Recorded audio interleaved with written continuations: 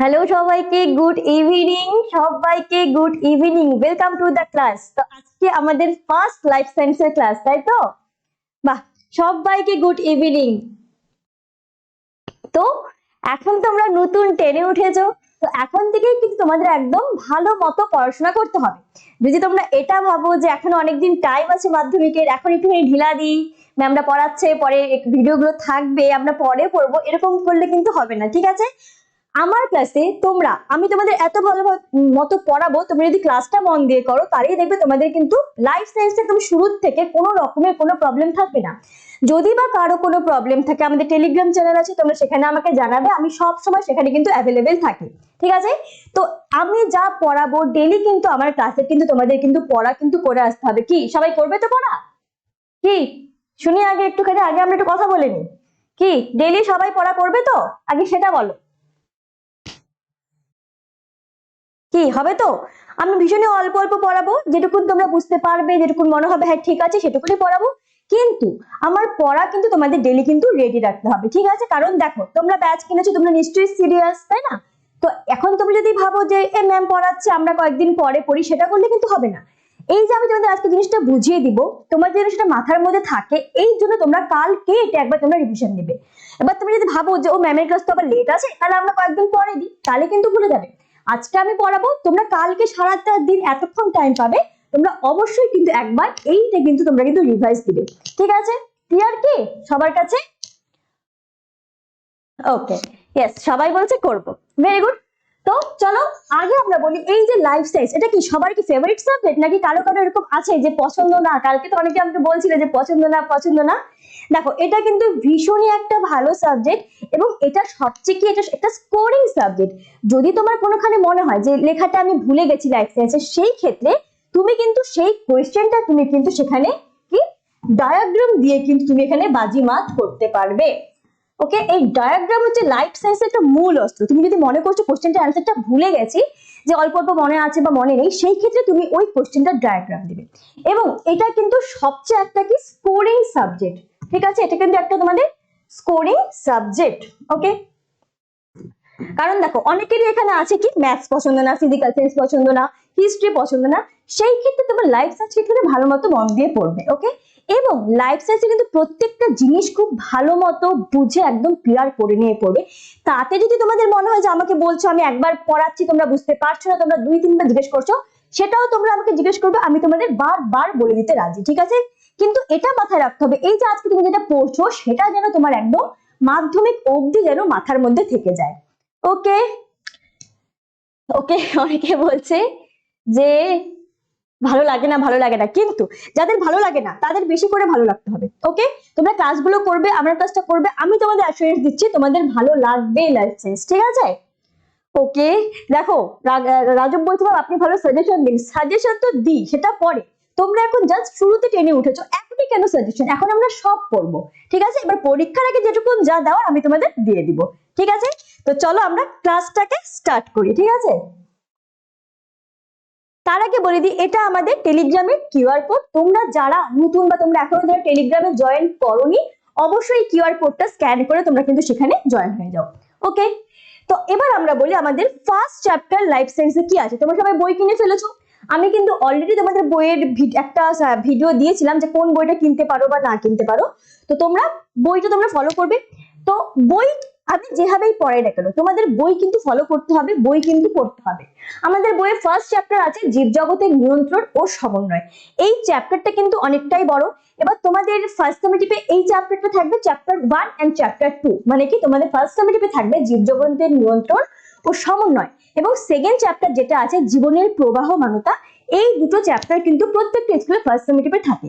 এবার কোনো কোনো স্কুলে কি করে, যেহেতু এই চ্যাপ্টারটা অনেকটা বড়, তো সেই ক্ষেত্রে সেকেন্ড যে চ্যাপ্টারটা আছে জীবনের প্রবাহমানতা, সেটা অনেক সময় অনেক স্কুলে জননের আপ অব্দি দেয়, আবার অনেক অনেক স্কুলে কিন্তু ওই চ্যাপ্টারটাও কিন্তু গোটা রেখে দেয়, ঠিক আছে?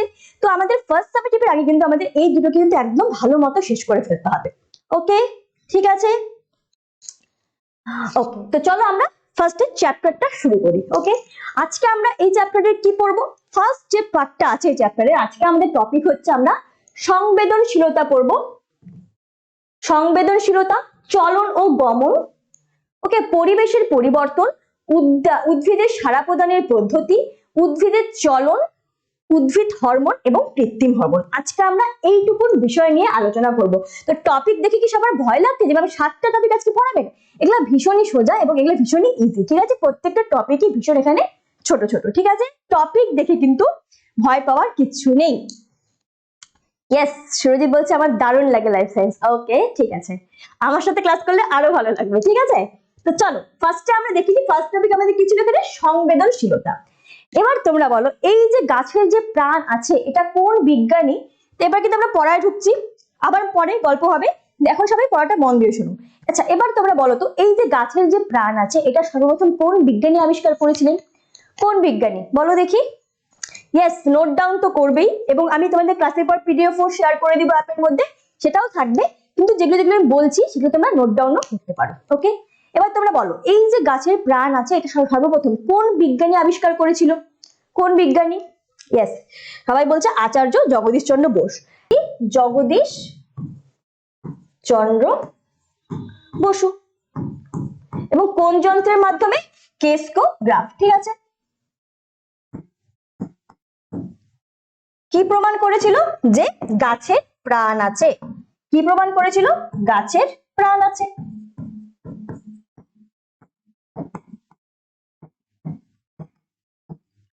ক্লিয়ার এরকম? এবার এই যে গাছের প্রাণ আছে ওইটা কি করে বুঝলো? এই যে গাছ তার মানে কি? গাছ তার মানে সাড়া দিচ্ছে, এই জন্যই তো বুঝতে পারছে গাছের প্রাণ আছে, নাহলে কি এমনি বুঝতে পারতো? এই যে সাড়া দিচ্ছে সেটা কি? সেটা হচ্ছে আমাদের সংবেদনশীলতা। এই যে গাছ যে সাড়া দিচ্ছে এটা কি? এটাকে আমরা বলবো হচ্ছে সংবেদনশীলতা, ঠিক আছে? ঠিক আছে, কোনো অসুবিধা নেই, ঠিক আছে, কোনো অসুবিধা নেই। স্পেলিং মিস্টেক হোক, এখন যত মিস্টেক হওয়ার হোক, কিন্তু এক্সামে মিস্টেক না হলেই হবে, ঠিক আছে? তাহলে এবার কি এই যে গাছের প্রাণ আছে সেটাকে আমরা কি বলবো? উদ্দীপকের প্রতি সাড়া দেওয়ার ক্ষমতা। এই যে গাছ যে উদ্দীপকের প্রতি সাড়া দিচ্ছে, এই যে গাছের যে রেসপন্স, এটাকে আমরা বলবো কি? সংবেদনশীলতা। তাহলে মেম্বার উদ্দীপকটা কি? উদ্দীপকটা কি? উদ্দীপক হচ্ছে দুই ধরনের হয়। একটা আমাদের হয় অভ্যন্তরীণ উদ্দীপক, অভ্যন্তরীণ উদ্দীপক, ঠিক আছে? একটা হয় অভ্যন্তরীণ উদ্দীপক, আরেকটা আমাদের কি হয়? আরেকটা আমাদের হয় হচ্ছে বাহ্যিক উদ্দীপক, ঠিক আছে? আরেকটা আমাদের হয় হচ্ছে বাহ্যিক উদ্দীপক। বোঝা গেল? তাহলে এবার তোমরা বাহ্যিক উদ্দীপকের কয়েকটা এক্সাম্পল দাও দেখি। বাহ্যিক উদ্দীপক কি? উদ্দীপক হচ্ছে এই যেমন ধরো কেউ আমাকে একটা চিমটি কাটলো, এবার কি আমি চিমটিটা ব্যথা পেলাম, তো এই যে চিমটি সেটা হচ্ছে উদ্দীপক।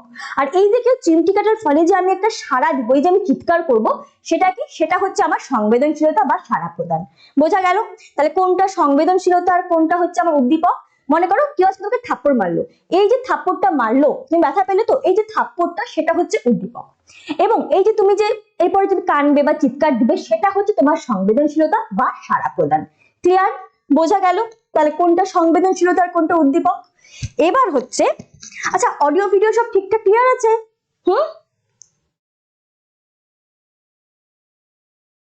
অডিও ভিডিও সব ক্লিয়ার? আচ্ছা, এবার বাহ্যিক উদ্দীপকের মধ্যে কারা কারা পড়ে? আলো, জল, তাপ, এগুলা হচ্ছে সব বাহ্যিক উদ্দীপক। ওকে, আর এটা কি অভ্যন্তরীণের মধ্যে কি করে? অভ্যন্তরীণের মধ্যে গাছের কি পাতার গঠন বা কিউটিকল, এগুলো হচ্ছে আমাদের সব অভ্যন্তরীণ উদ্দীপক, ঠিক আছে? এটার আন্ডারে কারা পড়ছে? এটার আন্ডারে পড়বে হচ্ছে পাতার গঠন, ঠিক আছে? এগুলো বোঝা গেল? ক্লিয়ার? বোঝা গেল? তাহলে সংবেদনশীলতা কি, উদ্দীপকটা কি, এবং বাহ্যিক উদ্দীপক আর অভ্যন্তরীণ উদ্দীপক কি, এবং জগদীশচন্দ্র বোস কোন যন্ত্র আবিষ্কার করেছিল এবং কি সেটা দিয়েও কি প্রমাণ করেছিল, এটুকুন সবার ক্লিয়ার? কি ক্লিয়ার? তো এবার আমরা দেখব চলন আর গমন। এই চলন আর গমনটা কি? ওকে, দেখো কি বলছে? চলন হলো জীবের অঙ্গ প্রত্যঙ্গের সঞ্চালন, যা স্থান পরিবর্তন না করেও হতে পারে। অন্যদিকে গমন হলো অঙ্গ প্রত্যঙ্গ চালনার মাধ্যমে সম্পূর্ণ দেহের এক স্থান থেকে অন্য স্থানে যাওয়া। তাহলে চলনটা কি? চলনটা হচ্ছে আমরা উদ্ভিদের মধ্যে আমরা চলন দেখতে পাই, মানে কি আমি এক জায়গায় স্থির করে দাঁড়িয়ে আছি, তাই তো? এবার আমি শুধুমাত্র হাত পা এগুলাকে আমি নাড়াচ্ছি, এটা হচ্ছে আমার চলন। আমি কিন্তু যাতায়াত করছি না, এক জায়গায় স্থির থেকে শুধুমাত্র এই যে আমি হাতটা গুলো নাড়াচ্ছি, অঙ্গ প্রত্যঙ্গ যে সঞ্চালন করছি, এটা হচ্ছে আমার চলন এক জায়গায় স্থির থেকে। আর গমনটা কি? এই যে আমি এক পাশ থেকে আরেক পাশে যে হেঁটে হেঁটে যাচ্ছি, এই যে আমার মুভমেন্টটা হচ্ছে, এটা হচ্ছে আমার কি? এইটা হচ্ছে আমার গমন। ওকে, এই যে আমি লোকোমোশনটা করছি এক পাশ থেকে আরেক পাশ, এটা হচ্ছে আমার গমন। আর যদি আমি এক জায়গায় স্থির থেকে শুধুমাত্র অঙ্গ প্রত্যঙ্গকে সঞ্চালন করি, তাহলে এটা হচ্ছে আমার চলন। বোঝা গেল? ইয়েস, আমি আরেকবার বুঝিয়ে দিব। হ্যাঁ, অবশ্যই বলবো। তাহলে চলনটা কি আর গমনটা কি? চলন আমরা কাদের দেখি? চলন গাছদের দেখি। আর গমন আমরা কি? প্রাণীদের দেখি। এবং কি গমন কিন্তু আমরা কিছু কিছু লোয়ার শ্রেণীর যে উদ্ভিদ আছে তাদের মধ্যে আমরা গমন দেখতে পাই। তাহলে চলনটা কি বললাম? চলনটা হচ্ছে এক জায়গায় স্থির থাকবো। এই আমি এক জায়গায় স্থির করে দাঁড়িয়ে আছি, এবার শুধুমাত্র আমি এই আমার হাত টাত গুলো এরকম করে নাড়াচ্ছি, অঙ্গ প্রত্যঙ্গের আমি সঞ্চালন করছি, এটা হচ্ছে আমার চলন। ওকে, নিজে আমি স্থির। আর গমনটা কি? এই যে আমি এক জায়গা থেকে আরেক জায়গায় হেঁটে হেঁটে যাচ্ছি, ওকে, এই যে আমি হাঁটছি, এটা হচ্ছে আমার গমন। ওকে, তো এটাই লেখা আছে, তোমরা আরেকবার দেখো। চলন হলো জীবের অঙ্গ প্রত্যঙ্গের সঞ্চালন, যা স্থান পরিবর্তন না করেও হতে পারে। অন্যদিকে গমন হলো অঙ্গ প্রত্যঙ্গ চালানোর জন্য সম্পূর্ণ দেহের এক স্থান থেকে অন্য স্থানে পরিবর্তন। বোঝা গেল কি বললাম? হ্যাঁ, এই গেল আমার চলন আর গমন। ওকে, নেক্সট এবার আছে আমাদের পরিবেশের পরিবর্তন। এই যে গাছের মধ্যে চলন হচ্ছে, ওকে, বা কোনো কোনো লোয়ার শ্রেণীর গাছে আমরা গমনও দেখতে পাই, এর পিছনে পরিবেশের কিছু পরিবর্তন থাকে। এই পরিবেশের পরিবর্তনগুলো কি? ওকে, অর্থাৎ এই যে উদ্ভিদ অঙ্গের যে চলন হচ্ছে, এগুলো কিসের কিসের প্রভাবে হচ্ছে? মনে করো আলো, ঠিক আছে,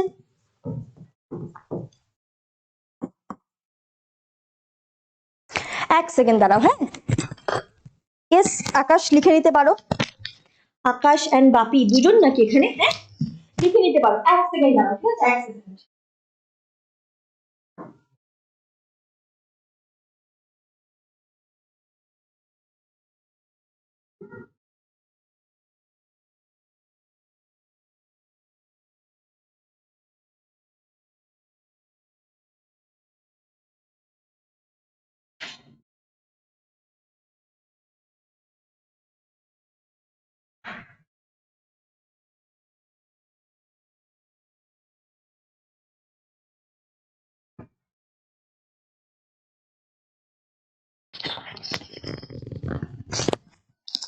এগুলোর নোটস কিন্তু এগুলো তো আমি সব লিখেই দিয়েছি, ঠিক আছে, এগুলো তো লেখা আছে, এগুলোর আমি পিডিএফ তোমাদের দিয়ে দিব, তাহলে তোমরা এটা পেয়ে যাবে। হ্যাঁ, আর যখন আমি কোশ্চেন অ্যান্সার করাবো চ্যাপ্টারটা বোঝানোর পরে, তখন তোমরা অবশ্যই এগুলোর নোটস সব পেয়ে যাবে। এখন তোমরা ভালো মতো বুঝে নাও, আর যেটুকুন তোমার দরকার আমি অলরেডি এখানের মধ্যে লিখেই দিয়েছি। ওকে, টেনশনের কোনো কারণ নেই। এবার এই পরিবেশের পরিবর্তন, আমরা জানি পরিবেশের এই যে উদ্ভিদের যে চলনটা হচ্ছে, এটা কিসের উপর হচ্ছে? একটা হবে আলো। এই আলোর প্রভাবে উদ্ভিদের চলন এবং গমন আমরা দুটোই দেখতে পাবো। তাহলে কি এখানে কি হয়? উদ্ভিদের আলোর প্রভাবে উদ্ভিদের চলন গমন আমরা দুটোই দেখতে পাই। ওকে, আলোর প্রভাবে উদ্ভিদ অঙ্গের চলন ও গমন দুই দেখা যায়, ঠিক আছে। এবার কি আছে? পরিবেশে আমাদের তাপের পরিবর্তন ঘটে, তাই তো? ও আচ্ছা আচ্ছা, তারপরে টুইনস, আচ্ছা আচ্ছা, ঠিক আছে। এবার এখানে আছে হচ্ছে তাপ। পরিবেশে কি আমাদের তাপেরও পরিবর্তন ঘটে? কি তাপের পরিবর্তন ঘটে? তো তাহলে এটা কি হবে? তাপের প্রভাবেও কিন্তু উদ্ভিদের মধ্যে শুধু চলন দেখা যায়, ঠিক আছে। তাহলে আমরা কি লিখবো? এর প্রভাবে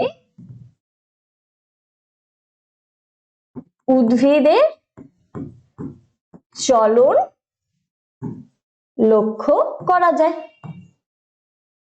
ওকে, এগুলো হচ্ছে সব পরিবর্তন। কারণ দেখো, কোনো কোনো জায়গায় কিন্তু তাপমাত্রা কম, সেখানে অন্য ধরনের গাছ জন্মাচ্ছে, কোনো কোনো জায়গায় তাপমাত্রা মাঝারি, সেখানে অন্য ধরনের গাছ জন্মাচ্ছে, কোনো কোনো জায়গায় তাপমাত্রা খুব উচ্চ, সেখানেও কিন্তু অন্য ধরনের গাছ জন্মাচ্ছে। আর আলো কি? এই আলোর প্রভাবেও কিন্তু গাছ উদ্ভিদ অঙ্গের মধ্যে কি বৃদ্ধি হচ্ছে। বাকি মাঝে মাঝে এই আলোর জন্য উদ্ভিদ অঙ্গের মধ্যে আমরা গমনও দেখতে পাই।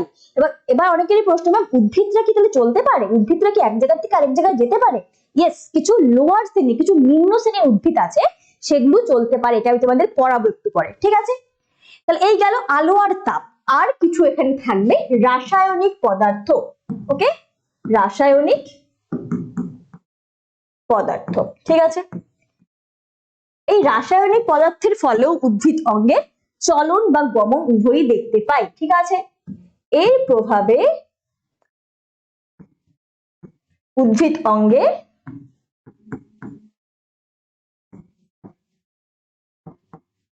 চলন ও গমন উভয়ই দেখা যায়। কি বোঝা গেল? তাহলে কি কি বললাম আমি? ক্লিয়ার? উদ্ভিদের চলন মানে কি রাজব বলছে, বোঝাবো, সব বোঝাবো। ওকে, আমি সব আস্তে আস্তে বুঝিয়ে দিব। এখন সেটা মাথায় রাখো, উদ্ভিদের চলনটা আমি এরপরেই তোমাদের বোঝাবো, ঠিক আছে? অবশ্যই বলবো, আজকে তো আমি এটাই পড়াবো তোমাদেরকে। এটুকুনটা ক্লিয়ার করতে পারলাম যে তাহলে পরিবেশের পরিবর্তন কি কি হচ্ছে আর কিভাবে এই গাছদের বৃদ্ধি হচ্ছে। হ্যাঁ, তাহলে আমরা কি কি পড়লাম? আমরা সংবেদনশীলতা পড়লাম, উদ্দীপকটা পড়লাম, ঠিক আছে? এবং সাথে সাথে কি পড়লাম? আমরা চলন গমন পড়লাম, এবং এবং কি পড়লাম? পরিবেশের যে পরিবর্তন সেগুলো পড়লাম। এটুকুনের মধ্যে কারো কোনো ডাউট আছে তোমরা জানাও, নাকি একদম বুঝতে পেরে গেছো? কি বোঝা গেল? ক্লিয়ার? তাহলে যে কটা টার্ম বললাম একদম খাতার মধ্যে লিখে রাখো। উদ্দীপক কাকে বলে আমরা পড়বো, উদ্দীপক কয় প্রকার সেটা পড়বো, সংবেদনশীলতাটা কি সেটা পড়বো, চলন গমন কাকে বলে সেটা পড়বো, তারপরে আর কি পড়বো? এই পরিবেশের পরিবর্তনের মধ্যে কি কি পড়ছে, ঠিক আছে? এবার আমরা দেখব উদ্ভিদের সাড়া প্রদানের পদ্ধতি। উদ্ভিদের সাড়া প্রদানের পদ্ধতি তো আমরা এখনই দেখেই ফেললাম উদ্ভিদের যে সাড়া প্রদানের পদ্ধতি কি কি আছে। একটা আছে চলন, উদ্ভিদের দেহে চলন হয়, এবং আরেকটা আমরা কি দেখলাম? গমনও হচ্ছে, ঠিক আছে? এই গমন কি? আলো প্লাস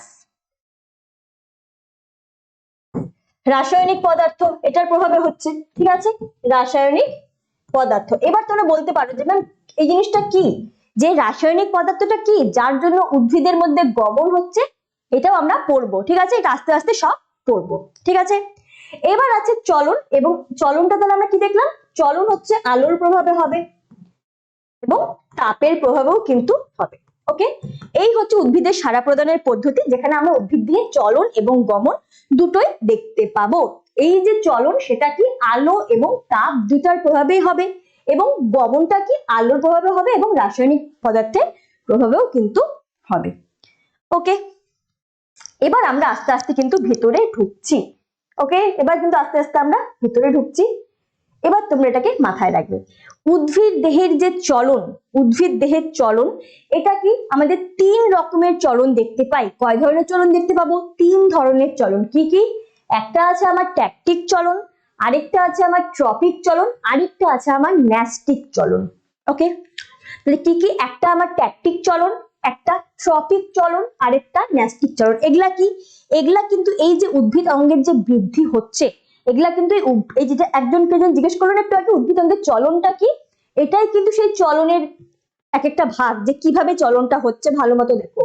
তাহলে কি? চলনের মধ্যে একটা আমার ট্যাকটিক চলন আছে, একটা ট্রপিক চলন আছে, আরেকটা ন্যাস্টিক চলন আছে। এই প্রত্যেকটার আমরা কি ডেফিনেশন জানবো, এবং এর আন্ডারে কিছু ভাগ আছে সেগুলো আমরা জানবো। ওকে, এছাড়া আরেকটা আছে প্রকরণ। এছাড়া একটা কি আছে? প্রকরণ। আগে আমি তোমাদের প্রকরণটা একটু বলে দিই। আরেকটা আছে প্রকরণ। প্রকরণটা কি একবার মাথায় আমি তোমাদের বলে দিচ্ছি।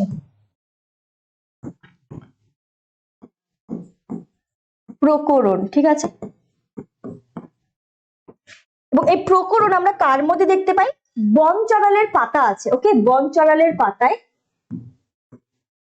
বন চারাল গাছের পাতায় আমরা প্রকরণ দেখতে পাই, ঠিক আছে? কি হয় বলতো? বন চারাল মনে করো এটা একটা গাছ, ঠিক আছে? এটা গাছটা, এবার এর কি এখানে একটা পত্রফলক থাকে, এখানে একটা পত্রফলক থাকে। ওকে, এবার কি হয়? আমরা জানি গাছটা জল শোষণ করে, এবার ওর যে প্রোটোপ্লাজম আছে, এই প্রোটোপ্লাজম গুলোর মধ্যে জল যখন অতিরিক্ত হয়ে যায়, যখন ওদের টার্গার প্রেসারটা বেশি থাকে, টার্গার প্রেশারটা কি?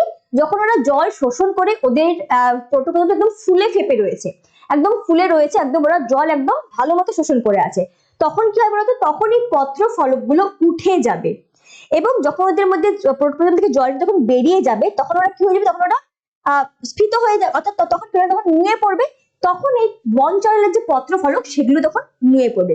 মানে কি হয়, এই যে পত্র ফলকগুলো একবার ওঠে তো একবার নামবে, যখন ওদের মধ্যে জল একদম পরিপূর্ণ থাকবে প্রোটোপ্লাজমের মধ্যে তখন ওদের আয়তনটা বেড়ে যাবে। এরপরে তখন এই যে দুই সাইডের যে পত্র ফলক, বনচরের পাতার যে পত্র ফলক, তখন এই পত্র ফলক কিন্তু এরকম উপর দিকে উঠে যাবে।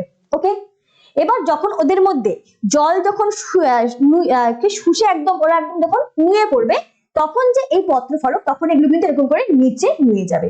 এটাই হচ্ছে বনচরের পাতায় আমরা এই প্রকরণটা দেখতে পাই। এই যে জলের যে কোনো সময় স্রোত, কোন সময় জলের পরিমাণ বেশি, কোন সময় জলের পরিমাণ কম, এটাকে আমরা বলবো রসস্ফীতি জনিত চাপ। এটাকে আমরা কি বলবো? রসস্ফীতি জনিত চাপ। ওকে, এটা আমরা কি, এই বনচরের গাছের পাতা এটা দেখা যায়, এটা কিসের জন্য হয়? রসস্ফীতি জনিত চাপ। ওকে, এই রসস্ফীতির চাপ মানে কি, এই যে জলের পরিমাণ, যদি জলের চাপটা বেশি থাকে তাহলে সেক্ষেত্রে কি কোষের আকারগুলো তখন বৃদ্ধি পাবে, কোষের আকারটা তখন আয়তনে বেড়ে যাবে, তো তখনই রসস্ফীতি জনিত চাপটা আমাদের বাড়বে, তখনই বনচরের এই যে দুটা পাশের যে পত্র ফলক সেগুলো কিন্তু এরকম করে সব দাঁড়িয়ে যাবে। ওকে, উপরে উঠে যাবে। এবং যখনই রসস্ফীতির চাপটা যখন কমে যাবে, এই চাপ যখন কমে যাবে মানে কি, যখন জলটা ওখান থেকে কমে যাচ্ছে তখন এই পত্র ফলকগুলো কিন্তু নিচের দিকে নুয়ে পড়বে। এটা এই তাহলে প্রকরণটা আমরা কোথায় দেখতে পাই? এই বনচরের গাছের পাতায়। বোঝা গেল প্রকরণটা কি? তাহলে এটা কিন্তু উদ্ভিদের এক ধরনের চলন, দেখতে পাচ্ছ, এটা কিন্তু একটা চলন। এই যে রসস্ফীতির যে কারণ, এই যে রসস্ফীতির জনিত চাপ, এই যে জলের যে প্রেসার, এটার কারণে কিন্তু উদ্ভিদ যে অঙ্গ, এই যে দুটো পত্র ফলক, এটা কিন্তু ওঠা নামা হচ্ছে। ওকে, এটার কারণে কি হয়, উদ্ভিদের পত্র ফলকে ওঠা নামা হচ্ছে।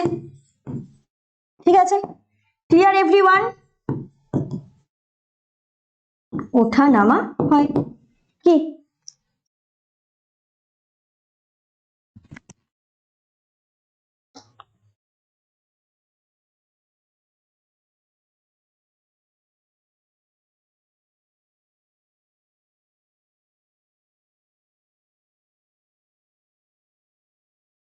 কি বলছে এটা? এটাকে বলে উইল্টিং। দেখো, উইল্টিং যেটা নুয়ে পড়ছে, ওকে, যেটা নেতিয়ে যাচ্ছে সেটাকে আমরা বলবো উইল্টিং, কিন্তু এখানে কিন্তু ওঠা নামা দুটোই হচ্ছে। ঠিক আছে, উইল্টিং মানে হচ্ছে পাতাটা যখন তোমার কাছে ঝরে নুয়ে যাচ্ছে, সেটাকে আমরা বলবো হচ্ছে উইল্টিং। কি বলছে তেজস ম্যাম? স্লো? আমি কি জোরে পড়াচ্ছি? হ্যাঁ, আমার এগুলো কি জোরে জোরে লাগছে? হ্যাঁ, তাহলে একটু আসতে বলবো। সবাই বুঝতে পেরেছো? এই এই বনচরের পাতার যে প্রকরণ, এটা কিন্তু এক ধরনের মুভমেন্ট, চলন। ক্লিয়ার? সবাই জানো, সবাই জানো, একজন দুজন না, আমি চাই সবাই জানো। কি ঠিক আছে?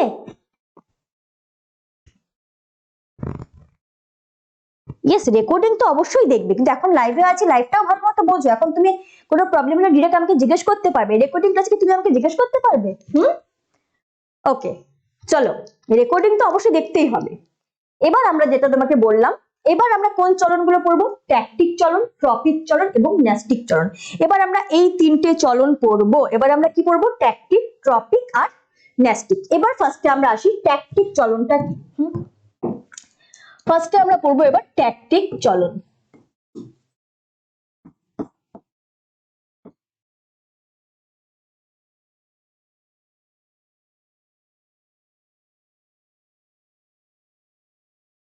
এই ট্যাকটিক চলনটা হচ্ছে যেখানে আমরা, ও নেটওয়ার্ক শেষ বলছে,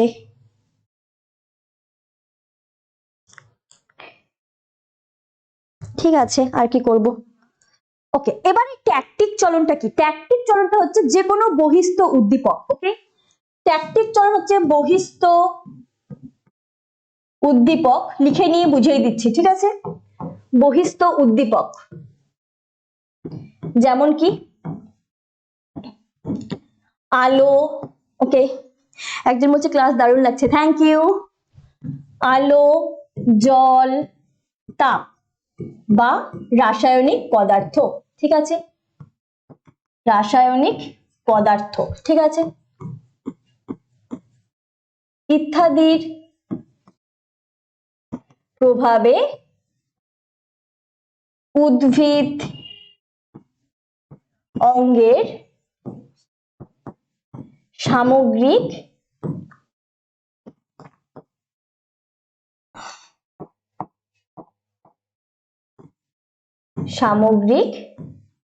স্থান পরিবর্তন, ঠিক আছে, বোঝা গেল স্থান পরিবর্তন। তাহলে কি বললাম, এটা কিন্তু দেখো, এটা কিন্তু উদ্ভিদের মধ্যে স্থান পরিবর্তন হচ্ছে, কিসের মধ্যে, বহিস্থ উদ্দীপক যেমন আলো, জল, তাপ বা রাসায়নিক পদার্থ ইত্যাদির প্রভাবে উদ্ভিদ অঙ্গের সামগ্রিক স্থান পরিবর্তনকে আমরা ট্যাকটিক চলন বলে থাকবো। তাহলে ট্যাকটিক চলন মানে কিন্তু মাথায় রাখতে হবে, এখানে উদ্ভিদ অঙ্গের কিন্তু স্থান পরিবর্তন হচ্ছে, মানে এখানে গমন দেখা দিচ্ছে, ঠিক আছে, এখানে কিন্তু গমন দেখা যাচ্ছে উদ্ভিদ অঙ্গে। এবার আমরা এটা সম্পর্কে এক্সাম্পল পড়বো, পরে পড়ছি, এটা তাহলে বোঝা গেল। এবার আমরা দেখবো এখানে ট্রপিক চলনটা কি। এরপরে আমাদের আরেকটা চলন কি দেখলাম, টপিক চলন, তাই তো। এবার আমরা কি দেখলাম, টপিক চলন।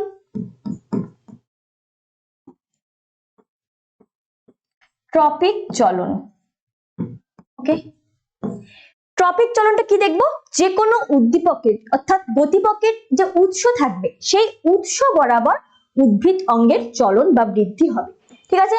একবারে আমি তোমাদের সব বলে দিচ্ছি, এক সেকেন্ড। ওকে, ট্যাকটিক চলনটা তোমরা বুঝতে পেরেছো, ট্যাকটিক চলনটা কি বললাম আমি, যে কোনো বহিস্থ উদ্দীপকের দ্বারা উদ্ভিদ অঙ্গের সামগ্রিক স্থান পরিবর্তন হবে, ওকে। এবার আমাদের সেকেন্ডটা কি আছে, এবার আমাদের সেকেন্ড আছে দেখো ট্রপিক চলন। তাহলে ট্রপিক চলনটা কি, উদ্দীপকের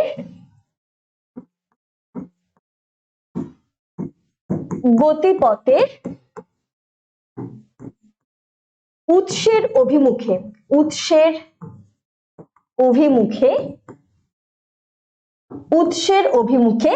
উদ্ভিদ অঙ্গের চলন, বোঝা গেল। তাহলে ট্রপিক চলনটা আমি কি বললাম, ট্রপিক চলন কাকে বলে, উদ্দীপকের গতিপথের যে উৎস, মানে যেই সেখান থেকে সোর্সটা শুরু হচ্ছে, ওকে। মনে করো জল, মাটির নিচে কি আছে, জল, তাই তো। এবার তাহলে জলের সোর্সটা কোথায়, মাটির নিচে, তার মানে জলের উৎসটা কোথায় হচ্ছে, মাটির নিচে। এই দিকে যে গাছের অঙ্গ যে বৃদ্ধি পাচ্ছে সেটাকে আমরা বলবো হচ্ছে ট্রপিক চলন, মানে কি উদ্দীপকের গতিপথের উৎসের অভিমুখে উদ্ভিদ অঙ্গের চলন। এখানে কিন্তু আমি বলি নাই গমন বা সামগ্রিক স্থান পরিবর্তন। ট্রপিক চলনটা কি হয়, সেখানে শুধুমাত্র চলনই দেখা দিবে, এবং সেটা কোথায়, উদ্দীপকের উৎসের অভিমুখে, যেদিকে ওর সোর্সটা থাকবে উদ্ভিদ অঙ্গের বৃদ্ধি বা চলনটা কিন্তু সেই দিকেই হবে, ওকে। ইয়েস আকাশ, এটা আর বাকি, এটা হচ্ছে ডেফিনেশন, ঠিক আছে। আর একটা কি চলন দেখলাম, আরেকটা, এগুলা এক্সাম্পল দিলে তোমাদের ক্লিয়ার হবে, এরপর আমি এগুলোর এক্সাম্পলে আসবো। আর একটা আছে আমাদের ন্যাস্টিক চলন, ঠিক আছে। এগুলো এক্সাম্পল দিলে তোমাদের জিনিসগুলো একদম ক্লিয়ার হয়ে যাবে। ন্যাস্টিক চলনটা কি, ন্যাস্টিক চলনটা হচ্ছে উদ্দীপকের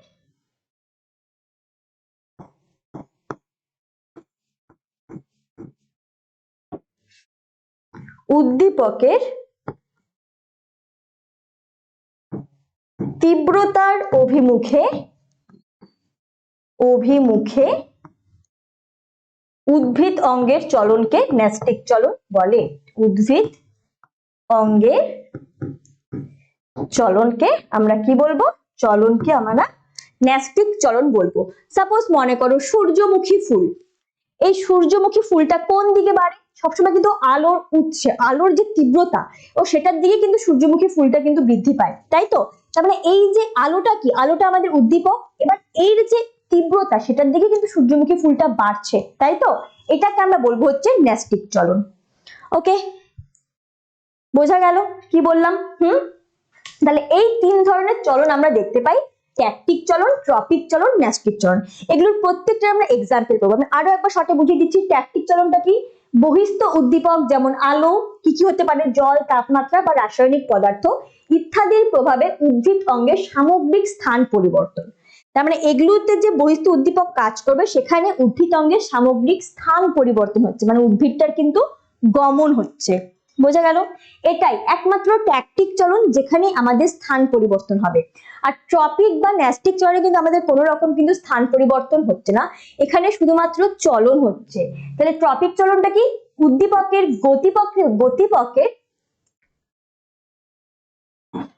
গতিপথের ঠিক আছে, গতিপথের উৎসের অভিমুখে উদ্ভিদ অঙ্গের চলন। তাহলে যেটা বললাম, গতিপথের যে উৎস মানে জলের উৎস কি আমাদের মাটির নিচে। এবার তার মানে উদ্ভিদ দেহের যে একটা অংশ মূল, এই মূল সবসময় কোন দিকে বৃদ্ধি পায়? এই যে আমার নাম তো তোমাদের বলিনি, ওকে, আমার নাম হচ্ছে ইপসিতা পাল, ওকে, ইপসিতা ম্যাম। ওকে, তাহলে কি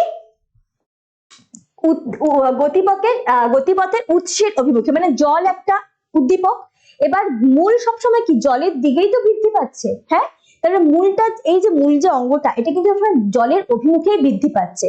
এটা হচ্ছে আমাদের ট্রপিক চলনের এক্সাম্পল। আর একটা শেষে কি আছে? ন্যাস্টিক চলন, যেটা কি উদ্দীপকের তীব্রতার অভিমুখে উদ্ভিদ অঙ্গের চলন। যেটা বললাম, আলোর যে তীব্রতা, ওকে, এটার অভিমুখে কি আমাদের সূর্যমুখী ফুলের বৃদ্ধি পাচ্ছে। তো এটা হচ্ছে আমার সেই ন্যাস্টিক চলন। ওকে, বোঝা গেল এই তিনটা চলন? এই তিনটা চলন সবার ক্লিয়ার?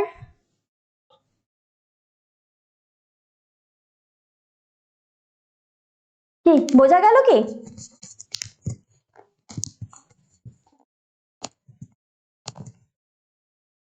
আচ্ছা, তাহলে এবার আমরা এগুলোর আমরা এক্সাম্পল বা এগুলোর যে টাইপ গুলো আছে সেটা নিয়ে আমরা আলোচনা করব।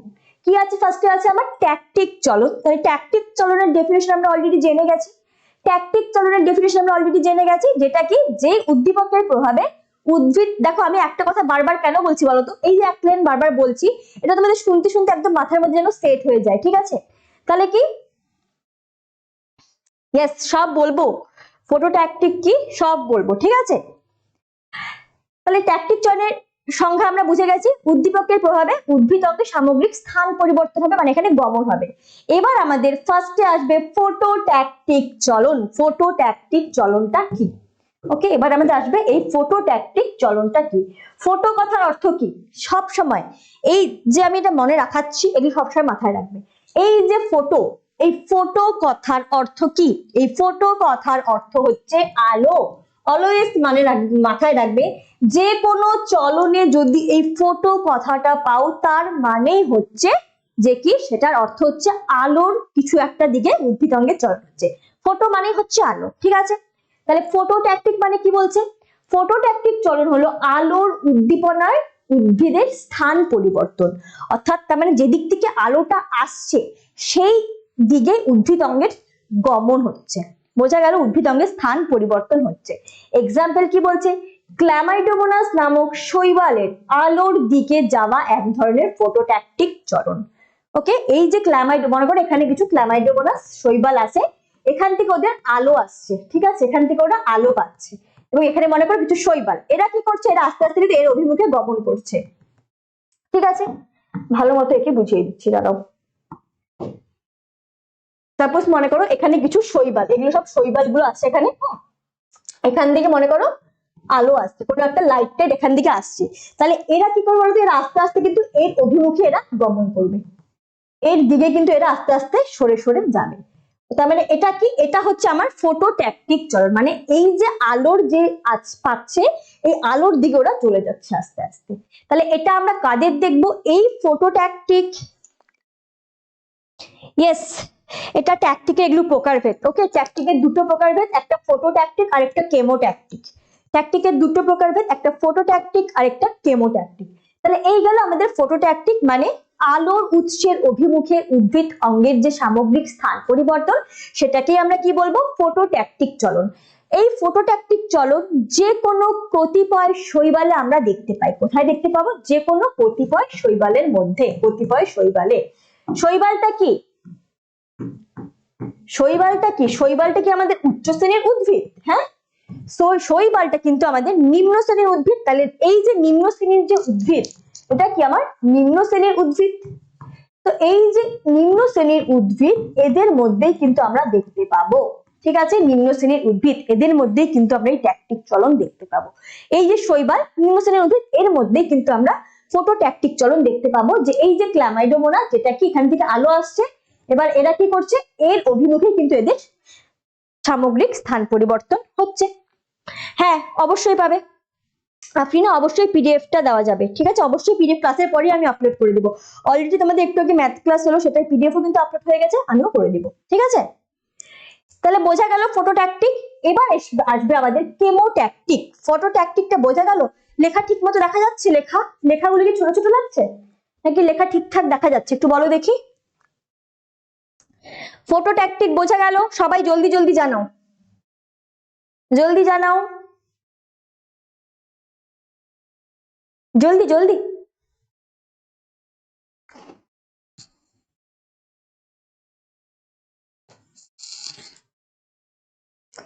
আচ্ছা এবার আমরা দেখবো এখানে, ওকে, এবার আমরা দেখবো কেমোট্যাকটিক। কেমোট্যাকটিক, এই কেমো কথার মাথায় রাখবে, যে কোনো যখনই কোনো মুভমেন্টে আমরা কেমো কথাটা পাবো, সেখানে কেমোট্রপিক হোক, কেমোট্যাকটিক হোক, কেমোন্যাস্টিক হোক, যাই হোক না কেন, কেমো কথার অর্থই হচ্ছে কেমিক্যাল। মাথায় রাখবে, কেমো মানে হচ্ছে আমাদের কেমিক্যাল, যেটা কিনা আমাদের কি, রাসায়নিক পদার্থ।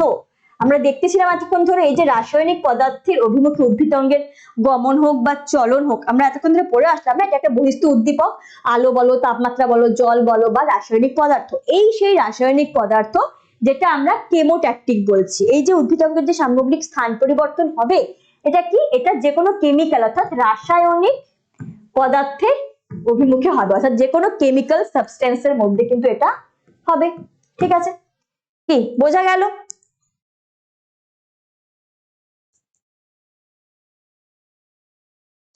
কি বোঝা গেল? তার মানে কি বলছে, রাসায়নিক পদার্থের প্রভাবে জীবদেহের চলনকে কেমোট্যাকটিক চলন বলা হয়। এই রাসায়নিক পদার্থের অভিমুখে জীবদেহের যে সামগ্রিক চলনটা হচ্ছে, সেটাকে আমরা কেমোট্যাকটিক চলন বলবো। এটার এক্সাম্পল কি, দেখো এই যে ফানের শুক্রাণু ম্যালিক অ্যাসিডের প্রভাবে ডিম্বাণুর দিকে অগ্রসর হচ্ছে। তার মানে আমরা জানি এই যে ফানের মধ্যে যে জননটা হবে, সেটা কি, ফানের যে শুক্রাণু আছে আর কি আছে, ডিম্বাণু থাকবে। এবার এই যে আমরা জানি যে কোনো কিছুতে কি স্পার্মটা তো যায়, স্পার্মটা তো এগের সঙ্গে গিয়ে মিলন হবে। এই ফানদেরও ক্ষেত্রে কিন্তু এই ফানের যে শুক্রাণু, সেটা গিয়ে কিন্তু ডিম্বাণুর সাথে কিন্তু মিলন ঘটবে। এবার এই যে ফানের শুক্রাণুটি ও কি একা একা যাবে? যাবে না, ও যে যাবে তার জন্য সেখানে একটা রাসায়নিক পদার্থের দরকার হবে। এই যে রাসায়নিক পদার্থ, সেটা কি, সেটা হচ্ছে আমাদের এই ম্যালিক অ্যাসিড। ম্যালিক অ্যাসিডের প্রভাবে ফানের শুক্রাণু ডিম্বাণুর দিকে অগ্রসর হবে, ঠিক আছে। আকাশ বাপি বলছে পজিটিভ ফটোট্যাকটিক, ওটা পজিটিভ ফটোট্রপিক হবে, নেগেটিভ ফটোট্রপিক হবে, সেটা হবে, ঠিক আছে। অর্থাৎ পজিটিভ ফটোট্রপিক সেটা হচ্ছে, আমি একটু পরে তোমাদের বলবো, অর্থাৎ যদি আলোর উৎসের অভিমুখে যায় তাহলে সেটা পজিটিভ, আর যদি আলোর উৎসের বিপরীতে যায় তাহলে সেটা হচ্ছে আমাদের নেগেটিভ, ঠিক আছে। বোঝা গেল? তাহলে কি হলো কেমোট্যাকটিক, তাহলে বোঝা গেল ফটোট্যাকটিক কোনটা, কেমোট্যাকটিক কোনটা।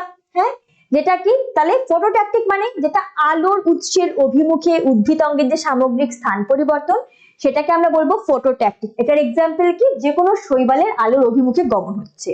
আর কেমোট্যাকটিক মানে কি, কেমো মানে মাথায় রাখবো আমরা রাসায়নিক পদার্থ, অর্থাৎ রাসায়নিক পদার্থের প্রভাবে জীবদেহের যে চলন, অর্থাৎ জীবদেহ বা উদ্ভিদ অঙ্গকে, যাই হোক উদ্ভিদ অঙ্গের যে চলন, সেটাকে আমরা বলবো কেমোট্যাকটিক চলন। এটার এক্সাম্পল কি হবে, এই যে ফানের যে শুক্রাণু, এটা তো ডিম্বাণুর দিকে অগ্রসর হবে, তারপরে তো ওদের মধ্যে জনন হবে। তো এটা কার প্রভাবে যাচ্ছে, কোন রাসায়নিক পদার্থ, এই ম্যালিক অ্যাসিডের প্রভাবে ও ডিম্বাণুর দিকে অগ্রসর হচ্ছে। Clear everyone? এই গেল আমাদের টোটাল ট্যাকটিক চলন। এবার আমরা দেখব ট্রপিক চলন। এই ট্রপিক চলনটা আমরা আগেই দেখে ফেললাম, যেটা কি বলছিলাম আমি, উদ্ভিদ অঙ্গের গতিপথের যে উৎস, যে সোর্সটা, সেই দিকে কিন্তু উদ্ভিদ অঙ্গের চলন হবে, আমি বলেছিলাম। তাহলে কি ট্রপিক চলনটা কি, উদ্দীপকের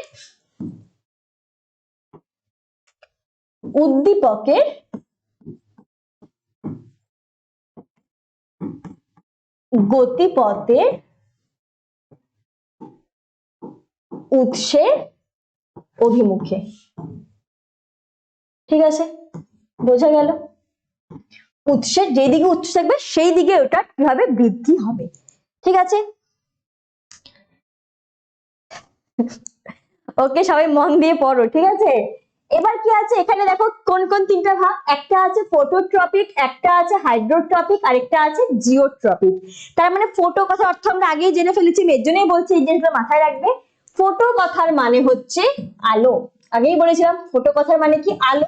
তার মানে এখানে আমরা ডেফিনেশনটা কি বলবো, ডেফিনেশনটা তোমরা ভাবো, কিন্তু ভালো মতো তোমরা যদি ভাবো তাহলে তোমরা নিজেরাই কিন্তু বলতে পারবে।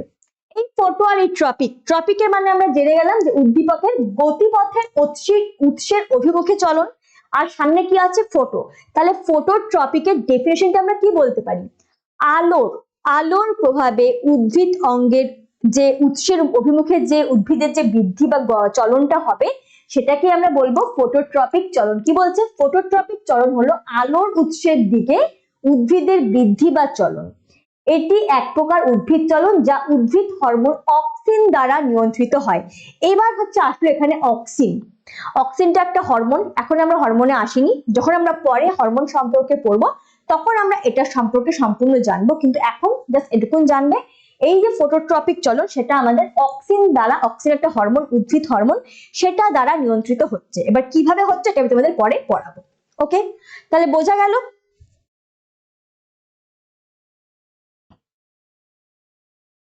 ওকে, সায়ক বলছে আর কি কি এক্সাম্পল হতে পারে। ইয়েস, অ্যাসিড তো একটা কেমিক্যাল, ম্যালিক অ্যাসিড। আরেকটা আছে হচ্ছে মশের শুক্রাণু, মশ আছে, মশের শুক্রাণু, এটা হচ্ছে কি সুক্রোসের প্রভাবে, সুক্রোস হচ্ছে সেখানে একটা কেমিক্যাল পদার্থ অর্থাৎ কেমিক্যাল সাবস্টেন্সেস। মশের শুক্রাণু কি সুক্রোসের প্রভাবে ডিম্বাণুর দিকে অগ্রসর হয়, যেমন সুক্রোস। তাহলে এখানে বুঝতে পারলাম সুক্রোসও কিন্তু একটা কেমিক্যাল পদার্থ যেটা কি মশের ক্ষেত্রে লাগছে। ফানের ক্ষেত্রে আমাদের ম্যালিক অ্যাসিড সাহায্য করছে, আর মশের ক্ষেত্রে হচ্ছে আমাদের কি এই ইসে সাহায্য করছে সুক্রোস। ঠিক আছে, যেমন ম্যালিক অ্যাসিড, সুক্রোস, এগুলো হচ্ছে আমাদের এক একটা সব কেমিক্যাল পদার্থ। ঠিক আছে, এই কোনো ভুলভাল কথা কিন্তু এখানে চলবে না। ঠিক আছে, কুন্তল বা রাজও সবাইকে বলছি মন দিয়ে পড়ো। ঠিক আছে, একদম ভালো মতো পড়াচ্ছি, ভালো মতো এখনই মুখস্থ করো এগুলোকে। তাহলে এই গেল আমাদের ফটোট্রপিক চলন। এবার এখানে আছে আমাদের হাইড্রোট্রপিক চলন। হাইড্রোট্রপিক চলনটা কি, হাইড্রোট্রপিক চলন হলো জলের উৎসের দিকে উদ্ভিদ অঙ্গের বৃদ্ধি। তার মানে হাইড্রো কথার অর্থ হচ্ছে কি জল, হাইড্রো কথার অর্থ কি জল। তার মানে কি এই যে জলের যেদিকে উৎস সেই দিকে উদ্ভিদের যে অঙ্গ বৃদ্ধি পাবে সেটাকে আমরা কি বলবো, হাইড্রোট্রপিক চলন। ঠিক আছে, বোঝা গেল। আরেকটা আছে কি জিওট্রপিক চলন। জিও কথার অর্থ কি, জিও কথার অর্থ হচ্ছে গ্র্যাভিটি। আমরা পড়েছি না, হ্যাঁ তোমরা পড়েছো না গ্র্যাভিটি বা মাধ্যাকর্ষণ শক্তি, কি পড়েছো তো, গ্র্যাভিটেশনাল ফোর্স পড়েছো তো, মাধ্যাকর্ষণ শক্তি অর্থাৎ কি অভিকর্ষে, অর্থাৎ এই গ্র্যাভিটি মানে যেটাকে আমরা বলবো অভিকর্ষ। ঠিক আছে, এই অভিকর্ষ অর্থাৎ অভিকর্ষের প্রভাবে উদ্ভিদ বা উদ্ভিদের নির্দিষ্ট অংশের বৃদ্ধিকে আমরা জিওট্রপিক চলন বলে থাকবো। ঠিক আছে, বোঝা গেল তাহলে। হ্যাঁ, ফটোট্রপিকটা কি, হাইড্রোট্রপিকটা কি, আর জিওট্রপিকটা কি। ট্রপিক মানে মাথায় রাখবো যে উদ্দীপকের গতিপথের উৎসের অভিমুখে চলন। এবার তার আগে যেটা থাকবে ফটো বলো, হাইড্রো বলো আর জিও বলো, শুধু এগুলো তোমরা যুক্ত করে দিবা।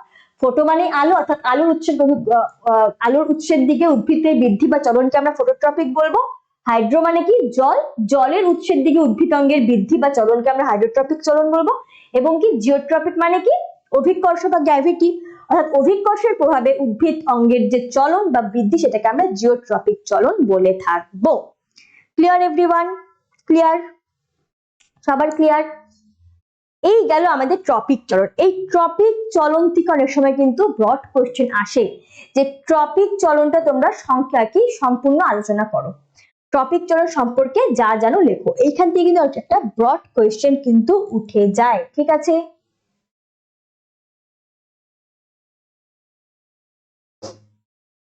ঠিক আছে,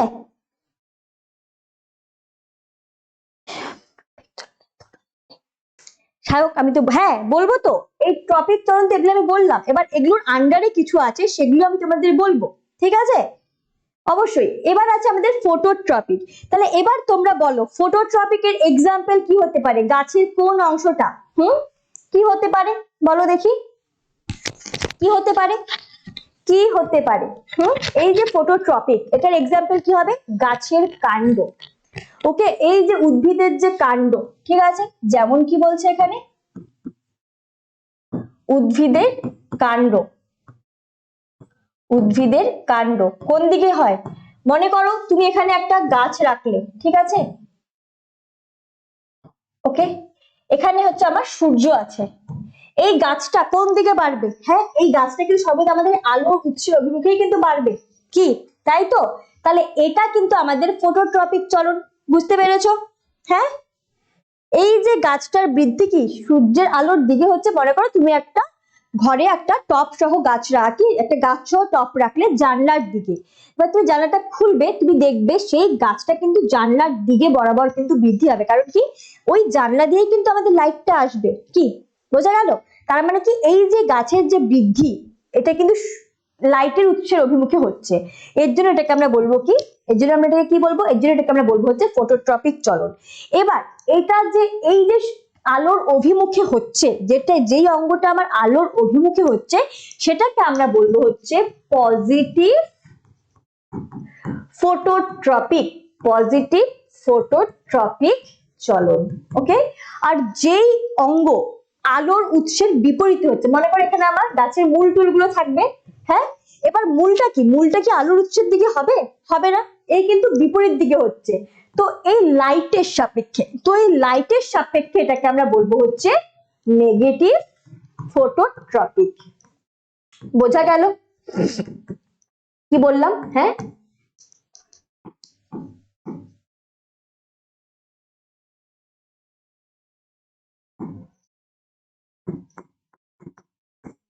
বুঝতে পেরেছো কি বললাম? হ্যাঁ, তাহলে আলোর উৎসের সাপেক্ষে গাছের যে কাণ্ড, সেটা কিন্তু আলোর উৎসের দিকে বাড়ছে, এই জন্য এটাকে আমরা বলবো পজিটিভ ফটোট্রপিক। আর এখানে যে মূলটা দেখো আলোর কিন্তু বিপরীতে বাড়ছে, এই জন্য এটাকে আমরা বলবো নেগেটিভ ফটোট্রপিক। ক্লিয়ার? এবার আসবে এখানে আমার হাইড্রোট্রপিক। হাইড্রো মানে কি? হাইড্রো মানে কিন্তু আমার এখানে জল। তার মানে এই যে মূলটা, এই মূল কিন্তু সর্বদা কি আমার জলের দিকে বাড়বে। মনে করো এটা আমার জল, ওকে, এবার মনে করো এটা হচ্ছে আমার জল, ওকে, এখানে মনে করো আমার জল আছে, এই মূলটার মধ্যে জল পাচ্ছে, ঠিক তাই তো? এবার এই যে মূল কিন্তু সর্বদা কিন্তু জলের অভিমুখে বাড়বে, তার মানে মূলের যে এই যে জলের অভিমুখে যে চলন, এটাকে কিন্তু আমরা বলবো পজিটিভ হাইড্রোট্রপিক। ঠিক আছে, পজিটিভ হাইড্রোট্রপিক। ওকে, আচ্ছা এটা লিখতে হবে না, এটা আমি জাস্ট বলে দিচ্ছি, এরপরে মূলটা আমি তোমাদের বোঝাবো, ঠিক আছে, এরপরে মূলটা আমি তোমাদেরকে বোঝাবো। এই যে মূলের যে চলন, এটা দেখো জলের অভিমুখে যে বাড়ছে, এটাকে আমরা বলবো পজিটিভ হাইড্রোট্রপিক চলন। আর এই জলের ক্ষেত্রে, হাইড্রোট্রপিকের ক্ষেত্রে তাহলে এখানে নেগেটিভটা কি হবে?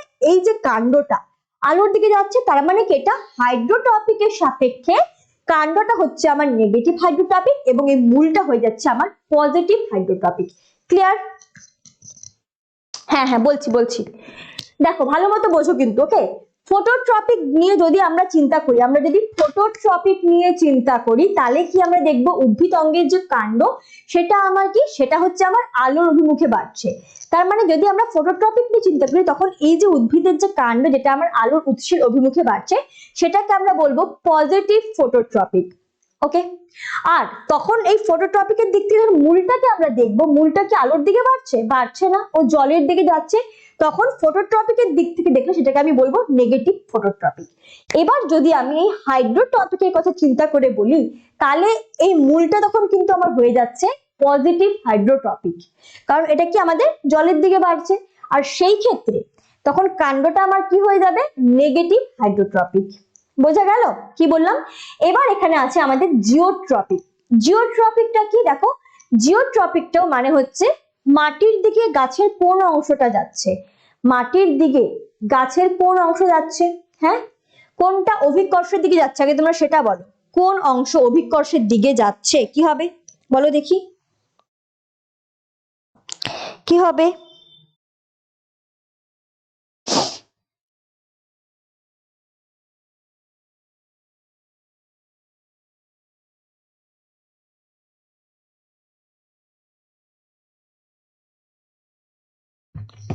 ইয়েস, সুদীপ বলছে মূল। হ্যাঁ মূল, একদমই তাই।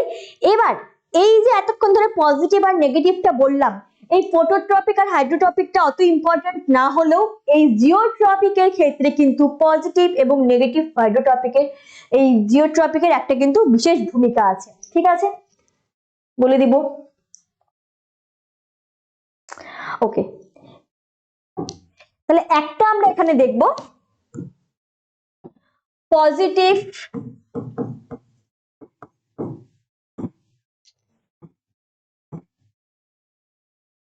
Positive geotropic. ঠিক আছে, পজিটিভ জিওট্রপিক। আরেকটা আমরা দেখব হচ্ছে নেগেটিভ নেগেটিভ জিওট্রপিক। দেখো ভালো মতো বুঝবে,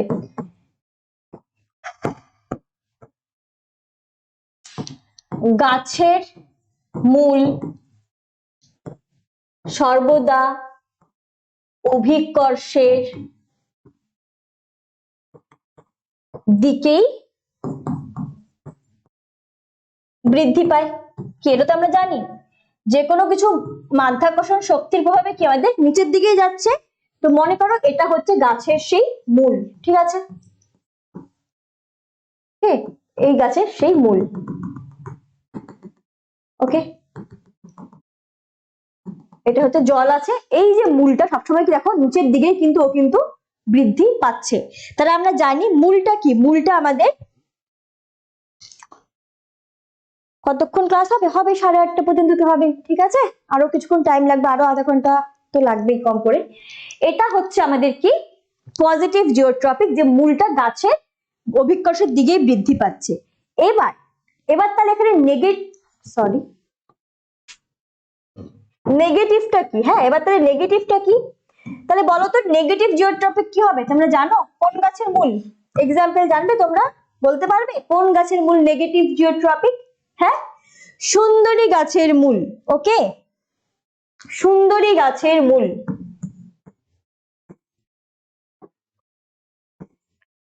সুন্দরী গাছের শ্বাসমূল,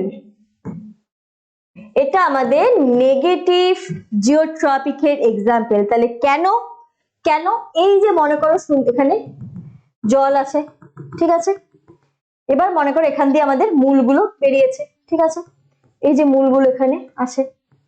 ওকে, বোঝা যাচ্ছে মূলগুলো। এবার এখানে কি হবে, এই যে সুন্দরী গাছের যে মূল, সুন্দরী গাছ কি নোনা জলে থাকে নাকি মিষ্টি জলে থাকে বলো তো?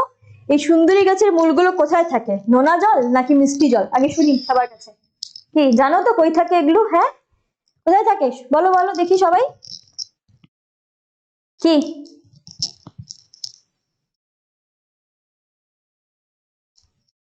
কোথায় থাকে বলো, কোন জলে? হ্যাঁ, আমরা জানি মূল তো জল, দেখি মূল কি করে, জল শোষণ করে। ইয়েস, সবাই বলছে নোনা জলে, মূল কিন্তু জল শোষণ করে। এবার তার মানে দেখো এই যে মূলগুলো কি হচ্ছে, জল শোষণ করছে। এবার এই যে সুন্দরী গাছ, এটা কিন্তু আমাদের ম্যানগ্রোভ অরণ্য থাকে, যেখানে কিন্তু আমার সব নোনা জল, এখানে আমার কি এগুলো সব নোনা জল। ওকে, এবার কি হয়, এগুলো আমার সব নোনা জল। এবার এই মূলগুলো এই অতিরিক্ত জল শোষণ করতে না পেরে এই মূলগুলো কি হয়, উপর দিকে এরকম করে উঠে যায়। মূলগুলো এরকম করে উপর দিকে, ওরা এত পরিমাণে নোনা জল ইসে করে ফেলে, ওরাই উপর দিকে মূলগুলো সব কিন্তু উঠে যায়। তাহলে এইখানে দেখো মূলটা কি, বা মূল তো নিচের দিকে বাড়া দরকার, কিন্তু এই ক্ষেত্রে কিন্তু মূলগুলো উপর দিকে উঠে যাচ্ছে, কিন্তু সেটা কি উচিত? যদি আমরা অভিকর্ষের দিকেই যদি হয় তাহলে সেটাকে আমরা বলছি পজিটিভ জিওট্রপিক, কিন্তু এই ক্ষেত্রে মূলগুলো দেখো বিপরীত দিকে কিন্তু বাড়ছে। তো এটাকে আমরা বলবো হচ্ছে আমার কি নেগেটিভ জিওট্রপিক।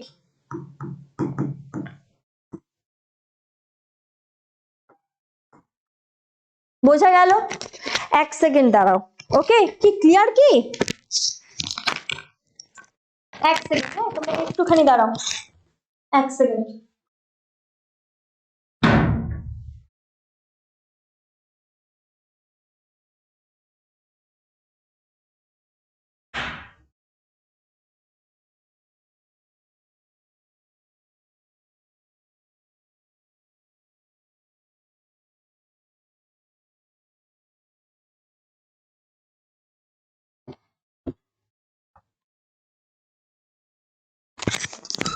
হ্যাঁ এগুলো শ্বাসমূল, ঠিক আছে, সুন্দরী গাছে তো আমরা শ্বাসমূলই দেখতে পাই, তাই না?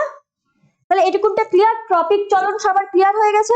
ট্রপিক চলন, ওকে, ভেরি গুড। এবার আমরা তাহলে চলে আসবো ন্যাস্টিক চলন। কি মাথায় কি বেশি চাপ হয়ে যাচ্ছে? হ্যাঁ, এত কিছু পড়াচ্ছি জন্য, নাকি বোঝা যাচ্ছে চাপ মনে হচ্ছে? মাথায় কি আর থাকছে না নাকি কারো? হ্যাঁ, ইয়েস, আমি আছি মানে তোমাদের সব ডাউট ক্লিয়ার, ঠিক আছে। এবার আমরা দেখবো ন্যাস্টিক চলন। ন্যাস্টিক চলনের সংজ্ঞা আমরা কি দেখলাম? ন্যাস্টিক চলনের সংজ্ঞা আমরা কি দেখলাম দেখি, মনে আছে নাকি, নাকি আবারই ভুলে গেছি দেখি। ন্যাস্টিক চলন কি বলছি? উদ্দীপকের তীব্রতার অভিমুখে উদ্ভিদ অঙ্গের চলন। এবার আমরা তাহলে দেখবো উদ্দীপকের যে তীব্রতা সেটার অভিমুখে উদ্ভিদ অঙ্গের চলন হবে। এটা আমার কি হবে? উদ্দীপকের তীব্রতার অভিমুখে উদ্ভিদ অঙ্গের চলন, ঠিক আছে, বোঝা গেল? তাহলে এবার আমরা এটার এক্সাম্পল গুলো দেখি। ফার্স্টে আমার কি আছে? ফার্স্টে আছে আমার ফোটোন্যাস্টিক চলন। তাহলে ফোটো কথার অর্থ আমরা বুঝে গেছি, আর ন্যাস্টিক কথার অর্থ আমরা বুঝে গেছি। এবার তাহলে নিশ্চয়ই তোমরা লিখতে পারবে ফোটোন্যাস্টিক চলন কাকে বলে। ফোটো মানেই আলো, আর ন্যাস্টিক মানে কি? তীব্রতার অভিমুখে চলন। তাহলে আমরা কি বলতে পারি? আলোর তীব্রতার দিকে উদ্ভিদ অঙ্গের যে চলন সেটাকে আমরা বলবো ফোটোন্যাস্টিক চলন, ঠিক আছে। এটাকে আমরা বলবো কি? ফোটোন্যাস্টিক চলন। তাহলে এটার এক্সাম্পল আমরা কি দিব? এটার এক্সাম্পল আমরা দিব সূর্যমুখী ফুলের চলন। এটা কি? সূর্যের আলো যেদিকে তীব্রতা থাকবে এই ফুল কিন্তু সেদিকেই কিন্তু বৃদ্ধি পাবে। হয়ে গেল, এটা হয়ে গেল আমাদের ফোটোন্যাস্টিক চলন। এবার আমাদের আছে কি? থার্মোন্যাস্টিক চলন। এবার আমাদের কি আছে? এবার আমাদের আছে ইয়েস সানফ্লাওয়ার, ঠিক আছে। এবার আমাদের এখানে আছে থার্মোন্যাস্টিক চলন। তাহলে থার্মো কথার অর্থ কি শুনি আগে। থার্মো কথার অর্থ কি তোমাদের কি মনে হয়? এটা একটা নতুন টার্ম পেলাম, থার্মো। থার্মো কথার অর্থ কি বলো দেখি, তোমরা তোমরা নিজেরা বুদ্ধি কথায় বলো, থার্মো কথার অর্থ কি? কি থার্মো কথার অর্থ কি মনে হয় তোমাদের? থার্মো কথার অর্থ কি? কি হবে থার্মো কথার অর্থ? রাজু বলছে হট, উষ্ণতা। আচ্ছা, আপনারা বলছে উষ্ণতা, কুন্তল বলছে তাপ। একদমই তাই, থার্মো কথার অর্থ হচ্ছে তাপ বা উষ্ণতা, ঠিক আছে, অর্থাৎ তাপ। মাথায় রাখবে। তাহলে থার্মোন্যাস্টিক চলনটা কি? উষ্ণতা বা তাপের তীব্র প্রভাবে উদ্ভিদ অঙ্গের যে চলন সেটাকে আমরা বলবো থার্মোন্যাস্টিক চলন। ওকে, তাহলে এটার এক্সাম্পল কি হবে? এটার এক্সাম্পল কি হবে বলো? এটার এক্সাম্পল হবে টিউলিপ। আচ্ছা, পেনের কালিটা বোর্ডে দেখা যাচ্ছে? হ্যাঁ, পেনের কালিটা কি বোর্ডে দেখা যাচ্ছে, নাকি কালি আমাকে চেঞ্জ করতে হবে একটু বলো তো?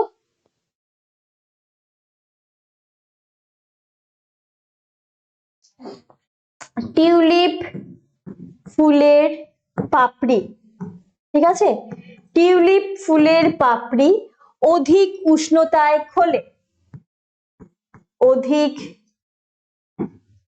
অধিক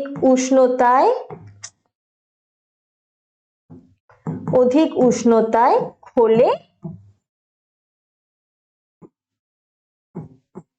খোলে ও কম তাপে মুদে যায়। ঠিক আছে, কম তাপে মুদে যায়, ঠিক আছে। ওকে, ঠিক আছে। তাহলে কি থার্মোন্যাস্টিক হলো উষ্ণতার তীব্র প্রভাবে উদ্ভিদ অঙ্গের যে চলন সেটাকে আমরা থার্মোন্যাস্টিক চলন বলে থাকি। থার্মো কথার অর্থ হচ্ছে তাপ। এটার এক্সাম্পল কি হবে? টিউলিপ ফুল। সবাই দেখেছো নিশ্চয়ই টিউলিপ ফুল? কি কাশ্মীরে আছে না টিউলিপ গার্ডেন? হ্যাঁ, ওখানে গিয়ে কেউ না দেখলে সেখান থেকে গিয়ে দেখে আসবে, ঠিক আছে। এই যে টিউলিপ ফুলের যে পাপড়ি, এটা যখন খুব তাপমাত্রা বেড়ে যায় এই তাপমাত্রায় টিউলিপ ফুলের পাপড়ি খুলে যায়, আর কম তাপে এটা আবার কি মুদে যায়, মানে পাপড়িগুলো আবার বন্ধ হয়ে যায়। মুদে মানে কি? মুদে মানে হচ্ছে আবার চুপসে যায়, বন্ধ হয়ে যায়, ঠিক আছে, খোলে আর বন্ধ হয়। ওকে, তখন আর খোলা থাকে না, ঠিক আছে, ওটাকে আমরা বলবো মুদে যায়। ওকে, এবার বোঝা গেল থার্মোন্যাস্টিক চলন। এবার আছে আমাদের সিসমোন্যাস্টিক চলন। সিসমো কথার অর্থ কি?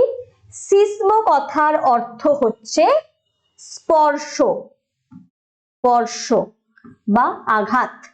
ওকে, স্পর্শ বা আঘাত। সিসমো কথার অর্থ হচ্ছে আঘাত বা স্পর্শ। তাহলে এটা কি? সিসমোন্যাস্টিক চলন হলো উদ্ভিদের এক ধরনের ন্যাস্টিক চলন যা স্পর্শ, কম্পন এবং আঘাতের মতো যান্ত্রিক উদ্দীপনার প্রভাবে ঘটে। তো এই সিসমোন্যাস্টিক চলনের একটা এক্সাম্পল কি তোমরা আমাকে বলতে পারবে, যেটা স্পর্শ করলে গাছের চলন হয়? হ্যাঁ, বলতে কি পারবে? যে যে গাছটাকে স্পর্শ করলে গাছটার সংবেদনশীলতা বা সাড়া প্রদান করে, কি গাছ হতে পারে? হ্যাঁ, একটু মাথা খাটিয়ে বলো দেখি তোমরা, বলো কি হতে পারে এটার এক্সাম্পল? এই সিসমোন্যাস্টিকের এক্সাম্পল কি হতে পারে যে গাছগুলাকে স্পর্শ বা কোনো কম্পন বা আঘাত পেলে এই গাছগুলোর চলন হয়? আর ফিনা বলছে লজ্জাপতি, কুন্তল বলছে লজ্জাপতি, অনুষ্কা, সুরজিৎ, দেবজিৎ, ওকে, অনেকে, অনন্যা, শুভজিৎ, সুদীপ, সানোয়ারা, আকাশ, বাপি। ওকে ওকে, সবাই জানতে না এটা? হ্যাঁ, সবাই নিজের থেকে বললে তো, নাকি বই নিয়ে বসে বলা হচ্ছে? একটু শুনি। হ্যাঁ, কি নিজের থেকে বললে কি সবাই? একদমই তাই। এটার এক্সাম্পল হবে হচ্ছে লজ্জাবতী গাছের পাতা। এটার এক্সাম্পল কি হবে? লজ্জাবতী গাছের পাতা। ঠিক আছে, এটা কি হয়? এটা দেখবে এই গাছটাকে স্পর্শ করবে, তখন দেখবে পাতাগুলো কিন্তু নুয়ে যায়। তো এই সিসমোন্যাস্টিকের এক্সাম্পল হচ্ছে লজ্জাপতি গাছের পাতা। এই কোশ্চেনটা কিন্তু ভীষণ ইম্পর্টেন্ট। অনেক সময় কোশ্চেনে কিন্তু কোশ্চেনটা আসে যে সিসমোন্যাস্টিক চলন বলতে কি বোঝো, তখন তোমাকে বলতে হবে যে স্পর্শ, আঘাতজনিত কারণ বা কোনো কম্পনের ফলে গাছের মধ্যে যে চলন দেখা যায় সেটাকে আমরা বলবো সিসমোন্যাস্টিক চলন, এবং এটার এক্সাম্পল আমরা দিব লজ্জাপতি গাছের পাতা।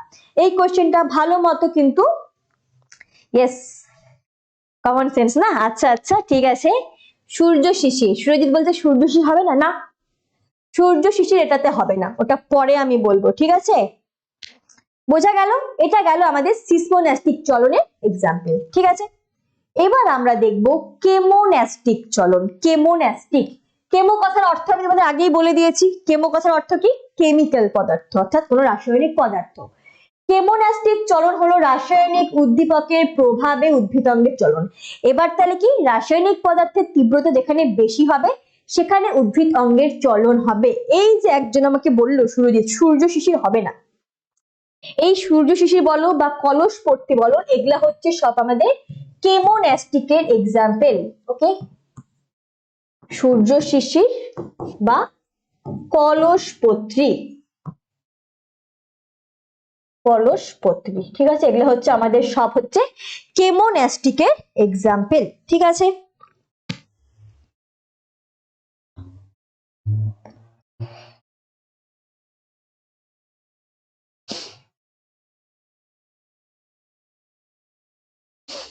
ওকে, এখানে কি হয়, এই সূর্য শিশির বলো বা কলসপত্রী বলো, এদের পাতার মধ্যে কর্ষিকা থাকে এবং এদেরকে আমরা পতঙ্গভুক উদ্ভিদ বলবো। এই সূর্য শিশির বা কলসপত্রী এদেরকে আমরা পতঙ্গভুক উদ্ভিদ বলবো।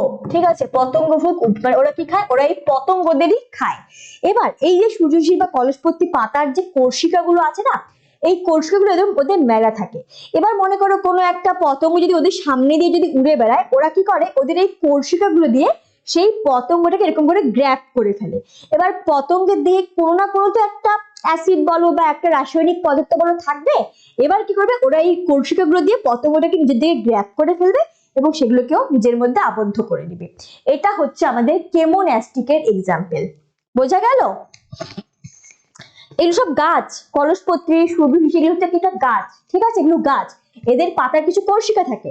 এরা কি করে, এদের যে উদ্ভিদের মধ্যে চলন, এরা যখন কোনো পতঙ্গ যখন ওদের সামনে দিয়ে উড়ে বেড়ায়, তখন ওই পতঙ্গের গায়ে কিছু প্রোটিন বলো বা কোনো অ্যাসিড বলো, এদের সংস্পর্শে ওদের এই কর্ষিকাগুলো ওই পতঙ্গগুলোকে নিজের দিকে এরকম করে আকর্ষণ করে। ওকে, এটাই হচ্ছে আমার কেমোন্যাস্টিকের এক্সাম্পল। সবাই কিন্তু কেমোট্যাকটিক, কেমোন্যাস্টিক এগুলো কিন্তু কেউ ভুলিয়ে ফেলবে না। ন্যাস্টিক মানেই মাথায় রাখবে সেটা তীব্রতার অভিমুখী সেটা চলন হবে, আর ট্যাকটিক মানেই কিন্তু সেটা আমার স্থান পরিবর্তন। বোঝা গেল? ক্লিয়ার? কেমোন্যাস্টিকটা কি ক্লিয়ার সবার? রাসায়নিক উদ্দীপকের প্রভাবে উদ্ভিদ অঙ্গের যে চলন। তাহলে এখানে কি বললাম আমি? সূর্য শিশির বা কলসপত্রী, এদের কি পাতার কোষিকাগুলো কোনো পতঙ্গ অর্থাৎ যাদের দেহে প্রোটিন বা অ্যাসিড আছে সেগুলোর সংস্পর্শে আসা মাত্রই সেই পতঙ্গগুলোকে নিজেদের দিকে আবদ্ধ করে। Clear everyone? ওকে, এবার এখানে থাকবে আমাদের নিকটি ন্যাস্টি চলন। নিকটি ন্যাস্টি চলনটা কি? এই নিকটি ন্যাস্টিটা মাথায় রাখবে। নিকটি ন্যাস্টি চলন হলো উদ্ভিদের এক ধরনের ন্যাস্টিক চলন যা তাপমাত্রা এবং আলো উভয়ের প্রভাবেই ঘটে। ওকে, কুন্তল বলছে এগুলোই মনে থাকে না? থাকবে তো, আমি তার জন্য তো বলে দিচ্ছি। এই টপিক, ন্যাস্টিক আর ট্যাকটিক, এই তিনটা তোমরা শুধু মাথায় রাখবে। আর বাকিগুলো তো কমন সেন্স না, যে হচ্ছে এই ফোটো মানে আলো, হাইড্রো মানে জল, কেমো মানে কেমিক্যাল, এগুলো তো একদম, এগুলো তো আমাদের মনেই থাকবে না। ফোটো কথার অর্থ কি? আলো। থার্মো কথার অর্থ তাপ, এগুলো তো মাথায় থাকবে। আর তুমি শুধু এটা জানো যে ট্যাকটিক মানে কি? আমাদের স্থান পরিবর্তন। আর ট্রপিক আর ন্যাস্টিক মানে, ট্রপিকটা আমার গতিপথের উৎসের প্রভাবে, আর ন্যাস্টিকটা কি? যেটা আমার তীব্রতার প্রভাবে। এই যে চারটা জিনিস, এই জিনিসগুলো মাথায় রাখলে তোমরা যে কোনো ডেফিনেশন ইজিলি কিন্তু লিখে দিতে পারবে। এবার তোমরা তো আজকে ফার্স্ট, তোমরা তো সবে টেনে উঠলে, একদিনে পড়লে কি মাথায় থাকবে? এর জন্যই বলছি এই যে আজকে আমি পড়াচ্ছি এটা মাথায় রাখার জন্য তোমরা অবশ্যই কালকে একবার এই ক্লাসটা দেখবে। পরের দিন ক্লাসে আমি কিন্তু জিজ্ঞেস করবো, ঠিক আছে? কালকে অবশ্যই ক্লাসটি তোমরা আরেকবার রেকর্ডেড দেখবে বা নিজেরা একবার বই রিডিং দিয়ে পড়বে। আমিও পড়াচ্ছি, বইটাও একবার রিডিং দাও, তাহলেই দেখবে তোমাদের কনফিউশন গুলো একদম ক্লিয়ার হয়ে গেছে। ঠিক আছে? এই গেল তাহলে আমাদের নিকটি ন্যাস্টি, যেখানে কিনা নিকটি কথার অর্থই হচ্ছে তাপ প্লাস আলো উভয়ের প্রভাবে। ওকে, এটার এক্সাম্পল কি হবে? এটার এক্সাম্পল আমার হবে হচ্ছে, যেমন আমরা বলতে পারি তেঁতুল গাছের পাতা। তেঁতুল গাছের পাতা। তেঁতুল গাছের পাতা কি হয়? তেঁতুল গাছের পাতা হচ্ছে এই উষ্ণতা এবং হচ্ছে এই যে ইসে এবং আলো উভয়ের প্রভাবেই কিন্তু এই পাতাগুলো খোলে এবং আবার নুয়ে যায়। ঠিক আছে?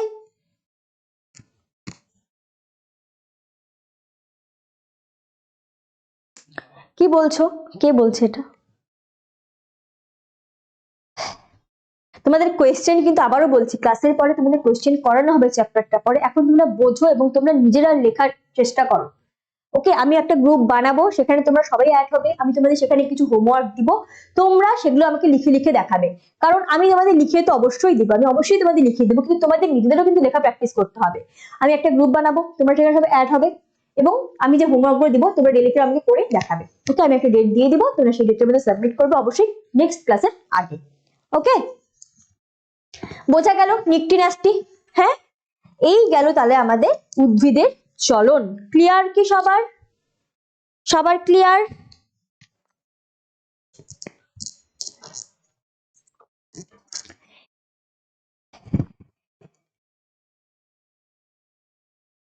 সবাই জানাও ক্লিয়ার কি? এবার তাহলে আমরা দেখবো একটুখানি হরমোন চ্যাপ্টারটা নিয়ে আমরা ডিসকাস করব। ওকে, উদ্ভিদ হরমোন। এক সেকেন্ড।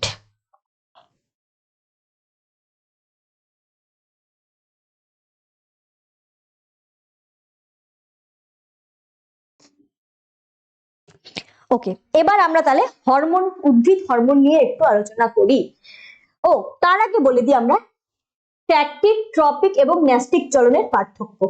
চলো, আচ্ছা এই পার্থক্যটা কি তোমরা নিজেরা লিখতে পারবে? এই যে আমি তোমাদের বুঝিয়ে দিলাম, এই পার্থক্যটা আমি তোমাদের, তোমরা কি লিখতে পারবে? হ্যাঁ, শুনি আগে সবার থেকে একটুখানি, কি লিখতে পারবে?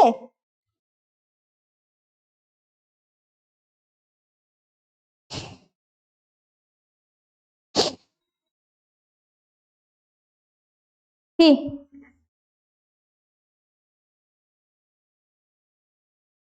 ঠিক আছে, তাহলে এই পার্থক্যটা তোমাদের হোমওয়ার্ক থাকবে। আমি একটা গ্রুপ বানাবো, ওখানে তোমরা আমাকে দেখাবে। আর নেক্সট দিন ক্লাসে আমি তোমাদের এই পার্থক্যটা আরেকবার লিখে এনে দেখিয়ে দিব, আমি দেখাবো লিখে। কিন্তু এখন সুদীপ বলছে বলে দেন ভালো হবে। অবশ্যই বলে দিব, আমি তোমাদের বলে দিব। আমি ক্লাসের আগের দিন নেক্সট ক্লাসের শুরুতে আমি তোমাদের এটা নিয়ে আলোচনা করে দিব পার্থক্যটা। কিন্তু কিন্তু তোমরা আগে এটা চেষ্টা করো। ঠিক আছে, এই যে আমি আজকে বুঝিয়ে দিলাম, তোমরা এটা চেষ্টা করো। তোমরা কিসের কিসের উপর লিখতে পারো আমি তোমাদের কিছু পয়েন্টস বলে দিচ্ছি। ওকে, এটা তোমরা তোমরা একটা স্থান পরিবর্তন নিয়ে লিখতে পারো, ঠিক আছে, বা তোমরা এখানে কিভাবে চলনটা ঘটছে সেটা লিখতে পারো, বা যেটা আমি একটা পয়েন্ট অবশ্যই আছে যেটা অক্সিন হরমোনের প্রভাবে কোনটা ঘটছে কোনটা ঘটছে না সেটা লিখতে পারো, এবং তোমরা সাথে এখানে একটা করে এক্সাম্পল দিতে পারো। ঠিক আছে, তোমরা চেষ্টা করো, আর নেক্সট দিন এটা আমি তোমাদেরকে বলে দিব, আমার মাথায় থাকবে। ঠিক আছে, এবার আমরা যাব এখানে কিসে, হরমোনে। হরমোন, হরমোনটা কি, হরমোনটা কি বলো দেখি। আমরা জানি হরমোনটা আমাদের হচ্ছে রাসায়নিক বার্তা, রাসায়নিক সমন্বয়ক। আমরা জানি হরমোন হচ্ছে আমাদের রাসায়নিক সমন্বয়ক, রাসায়নিক সমন্বয়ক। ঠিক আছে, অর্থাৎ এই হরমোন আমাদের কি প্রাণী দেহও থাকে এবং আমাদের কিন্তু উদ্ভিদ দেহ থাকে। ঠিক আছে, এই যে প্রাণী দেহ, ঠিক আছে, আমরা মাথায় রাখবে প্রাণী দেহে একটা আছে আমাদের স্নায়ুতন্ত্র, ঠিক আছে, আরেকটা আমার কি আছে এখানে হরমোন। ওকে, এই যে হরমোন এটাকে আমরা কি বলছি রাসায়নিক বার্তাবাহক, আর এই যে স্নায়ুতন্ত্র এটাকে আমরা বলছি কি ভৌত সমন্বয়ক।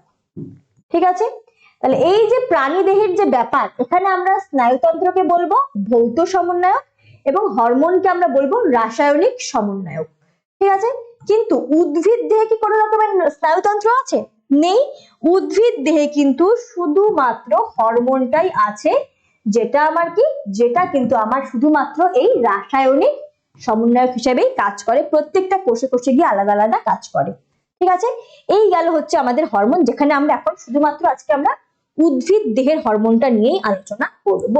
তাহলে হরমোনটা কি দেখো, যে জৈব রাসায়নিক পদার্থ বিশেষ কোষ সমষ্টি বা অন্তঃক্ষরা গ্রন্থি থেকে নিঃসৃত হয়ে দেহ তরলের মাধ্যমে বা ব্যাপন ক্রিয়ায় উৎপত্তি স্থল থেকে দূরে বাহিত হয়ে কোষের বিপাক ক্রিয়া নিয়ন্ত্রণ করে এবং ক্রিয়ার পর ধ্বংসপ্রাপ্ত হয়, তাকে আমরা হরমোন বা রাসায়নিক সমন্বয়ক বলবো। তাহলে হরমোনটা কি?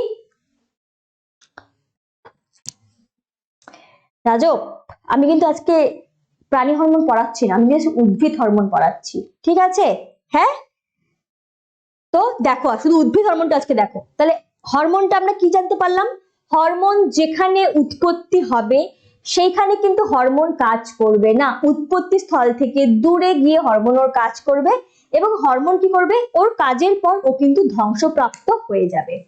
ওকে, এবার যদি আমাদের বলে হরমোনের কাজ, হরমোনের কাজ কি, হরমোনের কাজ কি হবে, হরমোনের কাজ হ্যাঁ কি হবে, হরমোন আমাদের কোষ বিভাজনে সাহায্য করবে,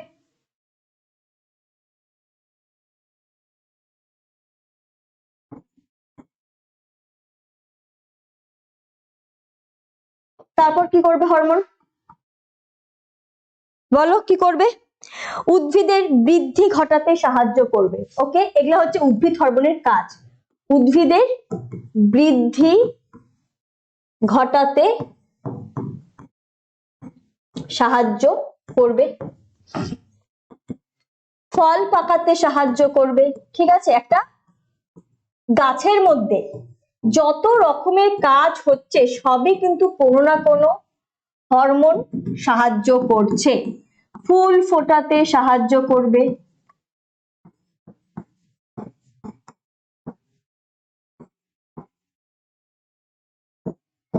বার্ধক্য রোধ করবে,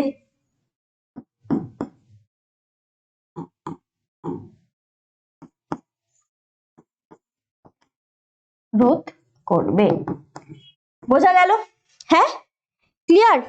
এবং কি বীজের অঙ্কুরোদ্গম ঘটাবে, আরেকটা বলতে পারি কি বীজের অঙ্কুরোদ্গম ঘটাবে। এই কাজগুলো কিন্তু সব আমাদের উদ্ভিদ দেহেরই কিন্তু কাজ। ঠিক আছে, অঙ্কুরোদ্গম করবে, এগুলো কি আমার সব উদ্ভিদ দেহের কাজ। তাহলে আমরা এখানে আগে দেখলাম হরমোনটা কাকে বলে, হরমোনের আমরা বৈশিষ্ট্য কি কি বলতে পারি।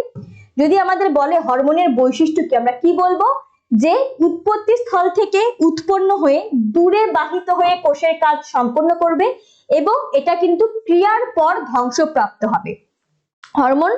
এবং এটা কি একটা রাসায়নিক পদার্থ যেটা কিনা কোনো একটা অন্তঃক্ষরা গ্রন্থি কোষ থেকে ক্ষরিত হচ্ছে, ও যেখানে ধরো ক্ষরিত হচ্ছে সেখান থেকে দূরে গিয়ে কাজ করবে এবং ওর কাজের পর সেটা ধ্বংস হয়ে যাবে। বোঝা গেল? এটা হচ্ছে আমাদের গাছকে কালারফুল করে, ওগুলো রঞ্জক করে, রঞ্জক, ঠিক আছে, হরমোন নয়। বোঝা গেল? বার্ধক্য কি? বার্ধক্য হচ্ছে এই যে গাছটা যখন বয়স হয়ে যাচ্ছে, গাছের পাতাগুলো ঝরে যাচ্ছে, এইটাকেও রোধ করবে, এইটাকেও লেট করাবে, ডিলে করবে। ওকে, তাহলে এই গেল হরমোন, আর এই গেল উদ্ভিদ হরমোনের কাজ। বিভাজনে সাহায্য করবে, উদ্ভিদের বৃদ্ধি ঘটাতে সাহায্য করবে, ফল পাকাতে সাহায্য করবে, ফুল ফোটাতে সাহায্য করবে, বার্ধক্য রোধ করবে এবং বীজের অঙ্কুরোদ্গমে সাহায্য করবে। ঠিক আছে, ক্লিয়ার? সব বলবো, সব বলবো আস্তে আস্তে, সব আরো দিন আছে, আজকে কি সব শেষ করে দিবে? হ্যাঁ, যেটুকু পড়াবো যেন তোমাদের আজকে মাথায় থাকে সেভাবেই পড়াবো আমি, ঠিক আছে? ওকে, এবার নেক্সট আছে হরমোন এবং উৎসেচকের পার্থক্য। এই হরমোন আর উৎসেচকের পার্থক্যটা আমরা একটুখানি দেখে নিচ্ছি।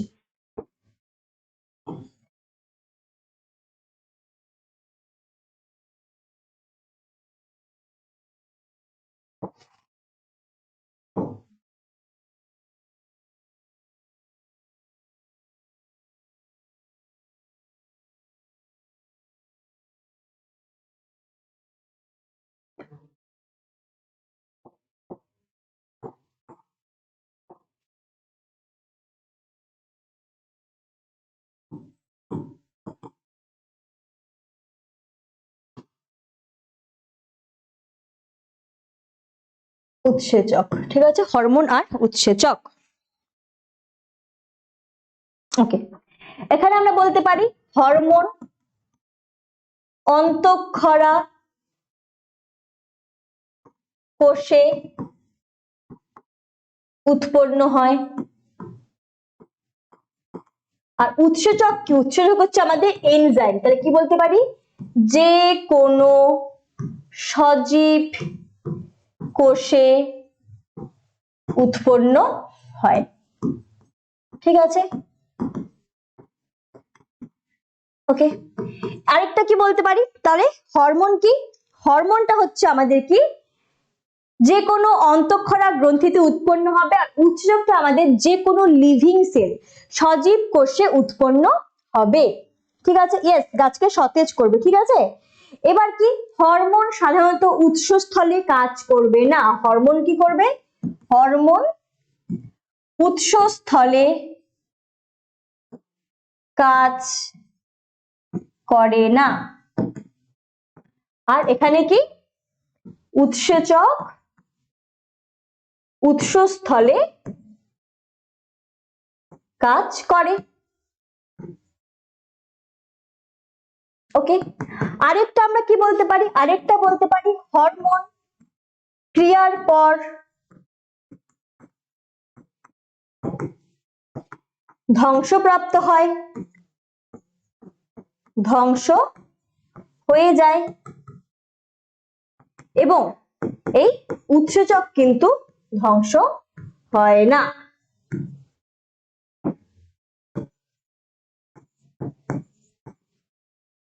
বোঝা গেল উৎসেচক আর হরমোনের পার্থক্য? ইয়েস, আর আফরিনা, অন্তঃক্ষরাকে আমরা অনাল গ্ল্যান্ড বলা যাবে। ওকে, বলা যাবে। ঠিক আছে, বোঝা গেল? ক্লিয়ার? কি বললাম তাহলে আমি এবার এখানে? হরমোন আর উৎসেচক, হরমোন অন্তঃক্ষরা কোষে উৎপন্ন হয়, আর উৎসেচক যে কোনো সজীব কোষে উৎপন্ন হয়।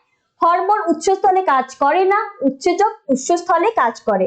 হরমোন ক্রিয়ার পর ধ্বংস হয়, আর উৎসেচক ক্রিয়ার পর ধ্বংস হয় না। এবার এখানে আমার কি আসবে? এবার এখানে আসবে হচ্ছে আমাদের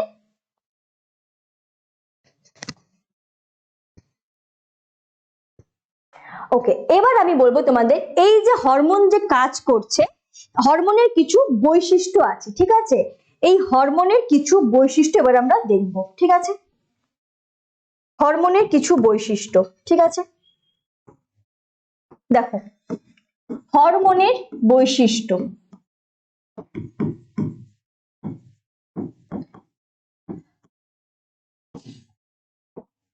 ফার্স্টে আমরা বলতে পারি এইটার উৎস। উৎস কি হবে? হরমোনের উৎস কি হবে?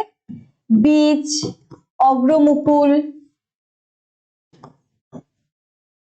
শস্য, এসবের মধ্যে হচ্ছে আমাদের কি থাকে, হরমোন থাকে বা কোন রকম পাতা টাতাতে থাকে। তোমরা বুঝতে পারছো? বা পাতার কোষ, ঠিক আছে, পাতার কোষে, এগুলোর মধ্যে আমাদের সব উদ্ভিদ হরমোন গুলো কিন্তু থাকে। এবার আসবে হরমোন কিভাবে পরিবহন হচ্ছে, হরমোন কিভাবে পরিবহন হচ্ছে, ঠিক আছে। হরমোন প্রত্যেকটা এক একটা কোষ থেকে এক একটা কোষে পরিবহন হচ্ছে। এছাড়াও জাইলেম ফ্লোয়েমের মাধ্যমেও কিন্তু হরমোন পরিবহন হচ্ছে। কি বলছে? কোষ থেকে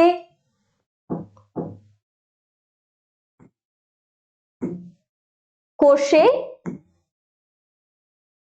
ব্যাপন ক্রিয়ায়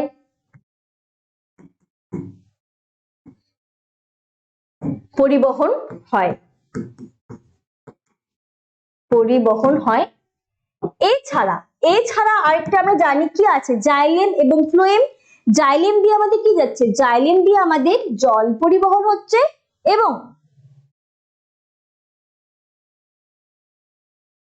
এবং এবং কি আমাদের ফ্লোয়েম দিয়ে আমাদের খাদ্য পরিবহন হচ্ছে। তার মানে কি পরিবহন, কি হরমোনের যে পরিবহন পদ্ধতি, এটা এক কোষ থেকে আরেক কোষে ব্যাপন ক্রিয়ার পরিবহন ঘটে, ব্যাপন ক্রিয়ায় পরিবহন ঘটে এবং জাইলেম এবং ফ্লোয়েম দিয়েও কিন্তু হরমোন পরিবহন ঘটে। এবার কি আসবে, এর কাজ। এবার আসবে কি, এর কাজ কি করে, হরমোনের কাজ কি হতে পারে।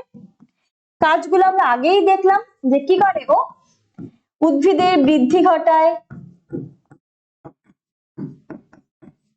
বৃদ্ধি ঘটায়, তারপর কি কোষের বিভাজন ঘটায়,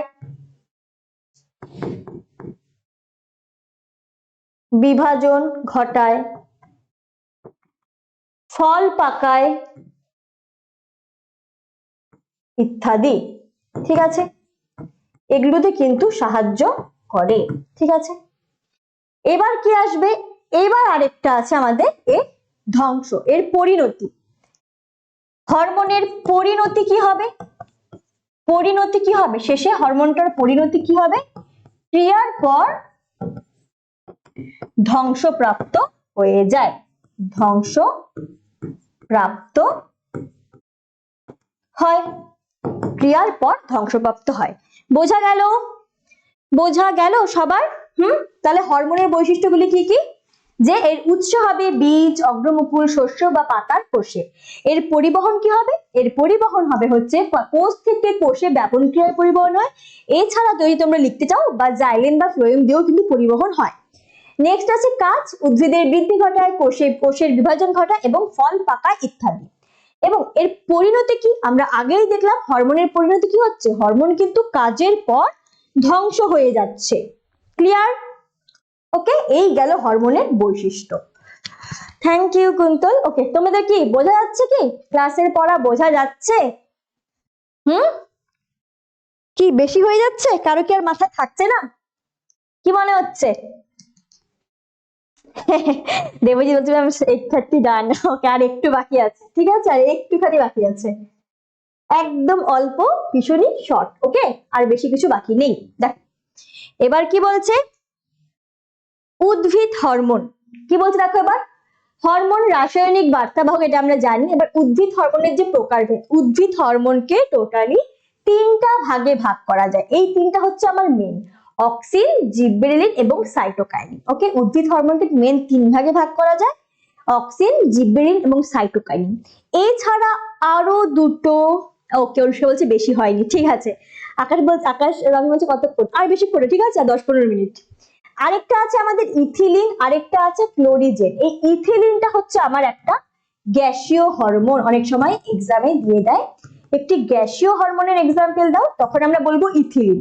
আরেকটা আছে ফ্লোরিজেন, এটা হচ্ছে আমার প্রকল্পিত হরমোন, ঠিক আছে। এবার আমরা এগুলোর কাজ পড়বো এবং এগুলোর কেমিক্যাল কম্পোনেন্ট পড়বো, ঠিক আছে। এই 5টা হচ্ছে আমার হরমোন, অক্সিন, জিববেরেলিন, সাইটোকাইনিন, ইথিলিন আর ফ্লোরিজেন, ঠিক আছে। তাই আচ্ছা, ক্লাসটা তাড়াতাড়ি শেষ হয়ে গেল। ওকে, এবার আমরা দেখে নিব অক্সিন। অক্সিন হরমোনের উৎস কি, কাণ্ড এবং মূলের অগ্রভাগে। অক্সিন সবসময় কোথায় থাকবে, অক্সিন সবসময় যে কোনো কিছুর অগ্রভাগে থাকবে, অগ্রভাগে। ওকে, এর রাসায়নিক উপাদান কি? CHON, মানে carbon die oxide, hydrogen, oxygen, nitrogen. কি হবে? C for carbon, H for hydrogen, O for oxygen, R N for হচ্ছে নাইট্রোজেন। অক্সিনের কেমিক্যাল নাম হচ্ছে indole acetic, indole acetic acid. কি বললাম? তাহলে অক্সিনের কেমিক্যাল নাম হচ্ছে ইন্ডোল অ্যাসিটিক অ্যাসিড। মাথায় থাকবে, এটা কিন্তু একটা ন্যাচারাল অক্সিন। ওকে, এই অক্সিনের মধ্যে দুটো ভাগ আছে, ঠিক আছে? এই অক্সিনের মধ্যে দুটো ভাগ, একটা হচ্ছে আমার ন্যাচারাল, আরেকটা হচ্ছে আমার আর্টিফিশিয়াল। ঠিক আছে, এবার ন্যাচারাল অক্সিনের এক্সাম্পল হচ্ছে IAA বা IBA। IA এর ফুল ফর্ম কি? Indole acetic acid. আর IB এর ফুল ফর্ম কি? IB এর ফুল ফর্ম হচ্ছে ইন্ডোল বিউটারিক অ্যাসিড। বিউটারিক স্পেলিংটা মনে হচ্ছে ভুল হলো, BY হতে পারে, যাই হোক। আর আর্টিফিশিয়াল এর মধ্যে হচ্ছে আমার NAA, যেটা naphthyl acetic acid, naphthyl acetic acid.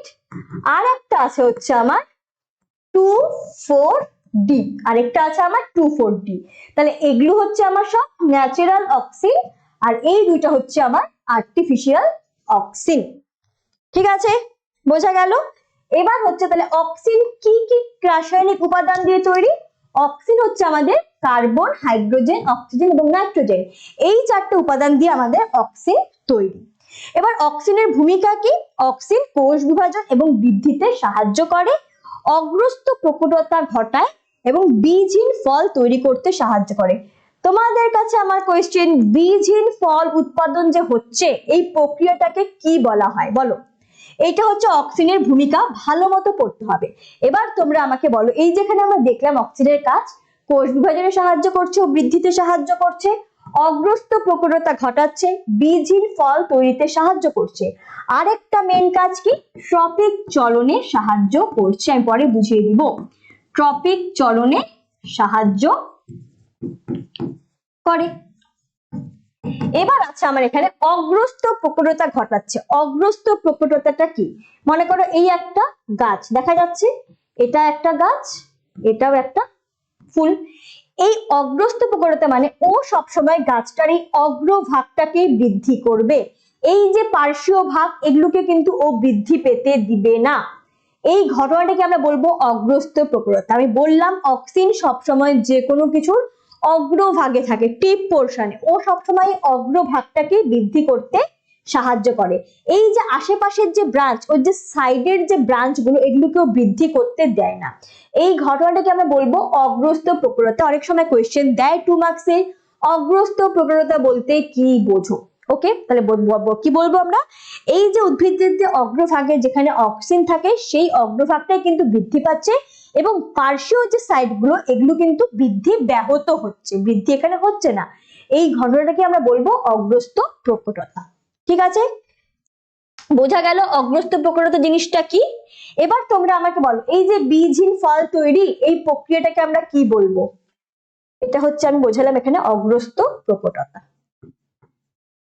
এবার তোমরা আমাকে বলো, বীজহীন ফল তৈরি হওয়াকে আমরা কি বলবো? বীজহীন ফল তৈরি হওয়াকে আমরা কি বলবো? কি বলবো বীজহীন ফল তৈরি হওয়াকে? বলো দেখি, বীজহীন ফল তৈরি হওয়াকে কি বলবো? ইয়েস, সানোয়ারা বলছে পার্থেনোকার্পি। একদমই তাই। এই যে বীজহীন ফল তৈরি হচ্ছে, এটাকে আমরা কি বলবো? পার্থেনোকার্পি। পার্থেনোকার্পি। ঠিক আছে, বোঝা গেল? এই প্রসেসটাকে আমরা বলবো পার্থেনোকার্পি। ক্লিয়ার? বোঝা গেল? এইবার আমরা দেখবো আমাদের নেক্সট হরমোন জিব্বেরেলিন। জিব্বেরেলিনটা আমরা মাথায় রাখবো, এটা হচ্ছে আমাদের নাইট্রোজেন বিহীন হরমোন। নাইট্রোজেন বিহীন হরমোনের যদি কোনো এক্সাম্পল চাই, তাহলে আমরা কি বলবো? এটাকে জিব্বেরেলিন। এটার কি, এটা কই থাকে? এটা পরিপক্ক বীজে থাকবে, ম্যাচিওর বীজের মধ্যে এই হরমোনটা থাকবে। এর রাসায়নিক উপাদান কি? CHRO, CHO, এর রাসায়নিক উপাদান কি? CHO, নাইট্রোজেন কিন্তু এখানে অ্যাবসেন্ট। এর কাজ কি? বীজের সুপ্তাবস্থা ভঙ্গ করে এবং বীজের অঙ্কুরোদ্গম ঘটায়। ও কি করে? বীজের মধ্যে এক ধরনের উৎসেচক যেটা অ্যামাইলেজ, এইটাকে উদ্দীপিত করে এবং বীজের যে পুষ্টি সেটার পরিমাণটার বৃদ্ধি ঘটায়।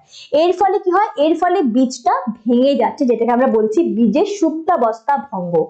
কোশ্চেনটা আসে বীজের সুপ্তাবস্থা ভঙ্গ, অর্থাৎ জিবরেলিন কিভাবে বীজের সুপ্তাবস্থা ভঙ্গ করে।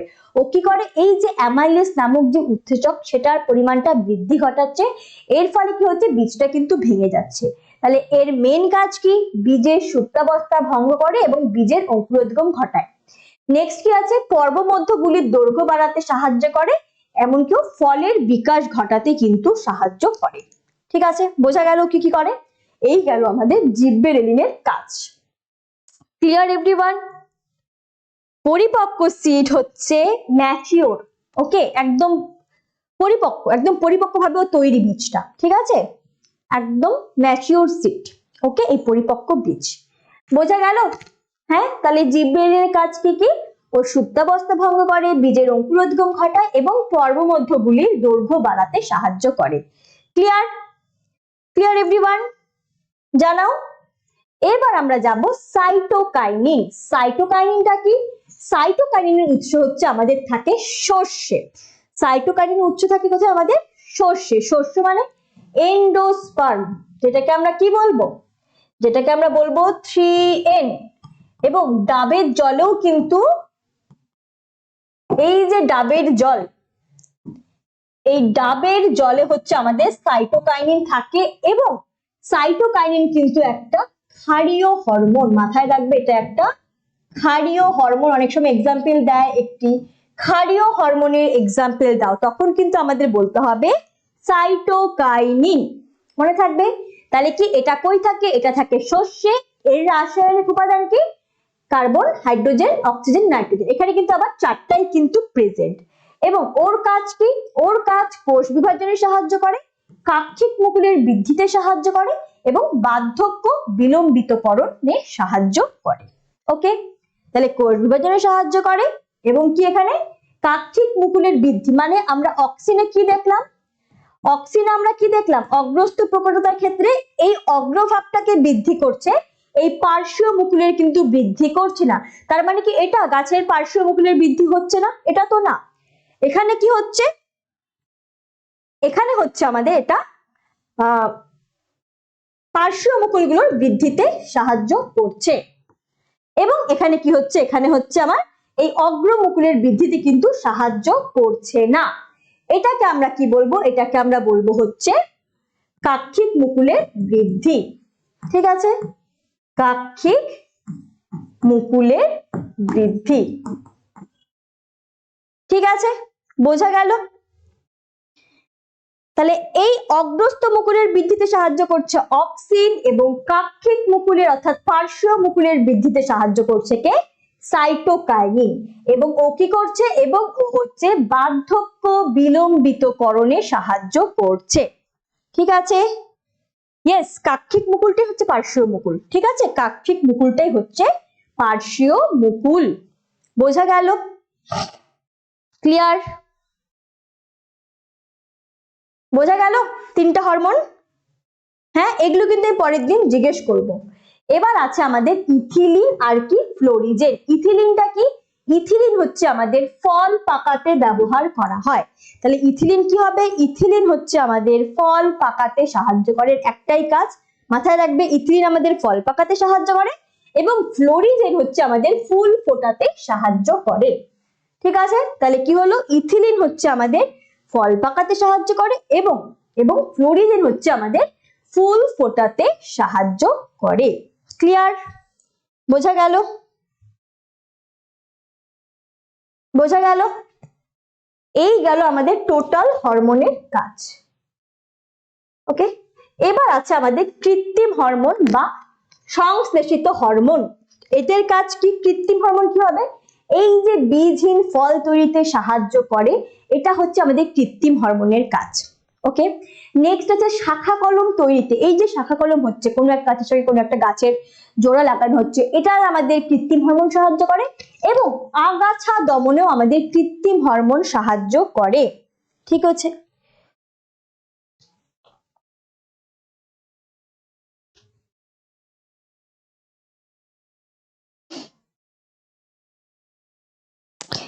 ঠিক আছে, হ্যাঁ প্রায় হয়ে গেছে, শেষই, একদম শেষ। এই যে বীজহীন ফল তৈরিতে সাহায্য করছে যে প্রসেসটাকে আমরা বলবো পার্থেনোকার্পি, এইটা আমাদের IBA বা NAA এরা সাহায্য করছে। ঠিক আছে, শাখা কলম তৈরিতেও আমাদের সাহায্য করছে কে? IBA বা NAA, এই যে অক্সিনের ভাগগুলো। এবং আগাছা দমন, এই যে বিভিন্ন চাষের জমিতে বা খেতে যে আমরা পেস্টিসাইড ইউজ করি যেন আমাদের আগাছা দমন করার জন্য, এটাতে সাহায্য করে আমার 2,4-D। অনেক সময় কিন্তু কোয়েশ্চেনে চায় যে একটি আগাছা নাশকের উদাহরণ দাও, একটি আগাছা নাশক হরমোনের উদাহরণ দাও, তখন কিন্তু আমরা বলবো 2,4-D হচ্ছে একটি আগাছা দমন নাশক হরমোন। বোঝা গেল? কি ক্লিয়ার তো? তাহলে সংশ্লেষিত হরমোন বা কৃত্রিম হরমোনটা কি? বীজহীন ফল তৈরিতে সাহায্য করে, শাখা কলম তৈরিতে সাহায্য করে এবং আগাছা দমনে সাহায্য করে। এই তিনটা হচ্ছে আমাদের কৃত্রিম হরমোনের কাজ। এই কৃত্রিম হরমোনের প্রয়োগও কিন্তু অনেক সময় ব্রড কোয়েশ্চেনে কিন্তু আসে। কি ক্লিয়ার এভরিওয়ান? এই গেল তোমাদের আজকে টোটাল হরমোনের পার্টটা। কি সবার কি মাথা হ্যাং হয়ে গেছে নাকি সবার একদম পরিষ্কার, একদম ক্রিস্টাল ক্লিয়ার? কোনটা শুনি একটুখানি। এই ছিল তোমাদের আজকে গোটা ক্লাস। কি জানাও, কি ক্লিয়ার সবার? কারো কোনো ডাউট থাকলে তোমরা জানাবে। আর যেই হোমওয়ার্কটা দিলাম তোমরা কিন্তু ওটা লিখবে, টপিক ন্যাস্টিক আর ট্যাকটিক চলের পার্থক্য। আমি নেক্সট দিন একটা গ্রুপ বানাবো। কৃত্রিম হরমোন মানে কি? দেখো, প্রাকৃতিক মানে কি? যেটা আমাদের উদ্ভিদে তৈরি হচ্ছে, হ্যাঁ সরি, যেটা আমাদের প্রাকৃতিক ভাবে ন্যাচারাল ভাবে তৈরি হচ্ছে। আর কৃত্রিম মানে যেটা আমরা মানুষরা প্রয়োজনে ব্যবহার করছি। কি? যেটা আমরা মানুষরা প্রয়োজনে তৈরি করছি। কৃত্রিম মানে মানুষের তৈরি করা, আর প্রাকৃতিক মানে যেটা একদম প্রকৃতির থেকে নিজে নিজেই তৈরি হয়েছে। ঠিক আছে, ইয়েস, 7টি টপিকই হলো। ঠিক আছে, বলছে একদম পুরো হ্যাং হয়ে গেছে। ঠিক আছে, ঠিক আছে, তো আজকের মতো এই অবধি ক্লাস। নেক্সট দিন আমি তোমাদের প্রাণী হরমোন পড়াবো, আর সাথে এই হরমোনটা একটু যেটু বাকি থাকলো সেটা আমি পরের দিন করাবো। তো তোমরা কিন্তু সবাই জানাবে ক্লাস কেমন লাগলো। ঠিক আছে, তো আজকের মতো এই অবধি, দেখা হবে তোমাদের সাথে নেক্সট ক্লাসে। ততক্ষণ ভালো মতো পড়ো। আর একটা কথা যেটা আমি বললাম, এই ক্লাসের ভিডিওটি তোমরা আজকে আমি তোমাদের পড়ালাম, তোমরা অবশ্যই কালকে একবার দেখবে, তাহলে দেখবে একদম মাথার মধ্যে সেট হয়ে গেছে। আর যে আমার কথা মতো ভিডিওটি কালকে তোমরা দেখবে না, তাদের মাথার থেকে দেখবে সেই কিন্তু বেরিয়ে গেছে। কিন্তু বছরের শুরুর থেকেই তোমরা আমার গাইডেন্স মেনে একটু চলো, দেখবে লাইফ সায়েন্স নিয়ে তোমাদের চিন্তা করার কোনো কারণ নেই। আর যারা বলছো ভালো লাগছে না, তাদেরকে আমি তো আরো বেশি করে বলবো, অবশ্যই কালকে সকালে ঘুম থেকে উঠে তোমরা ভিডিওটা একবার দেখবে। ঠিক আছে, তো আজকের মতো এই অবধি, দেখা হবে নেক্সট ক্লাসে। সবাই কিন্তু জানাবে ক্লাস কেমন লাগলো। ঠিক আছে, চলো টাটা সবাইকে, bye bye. Yes, good night সবাইকে।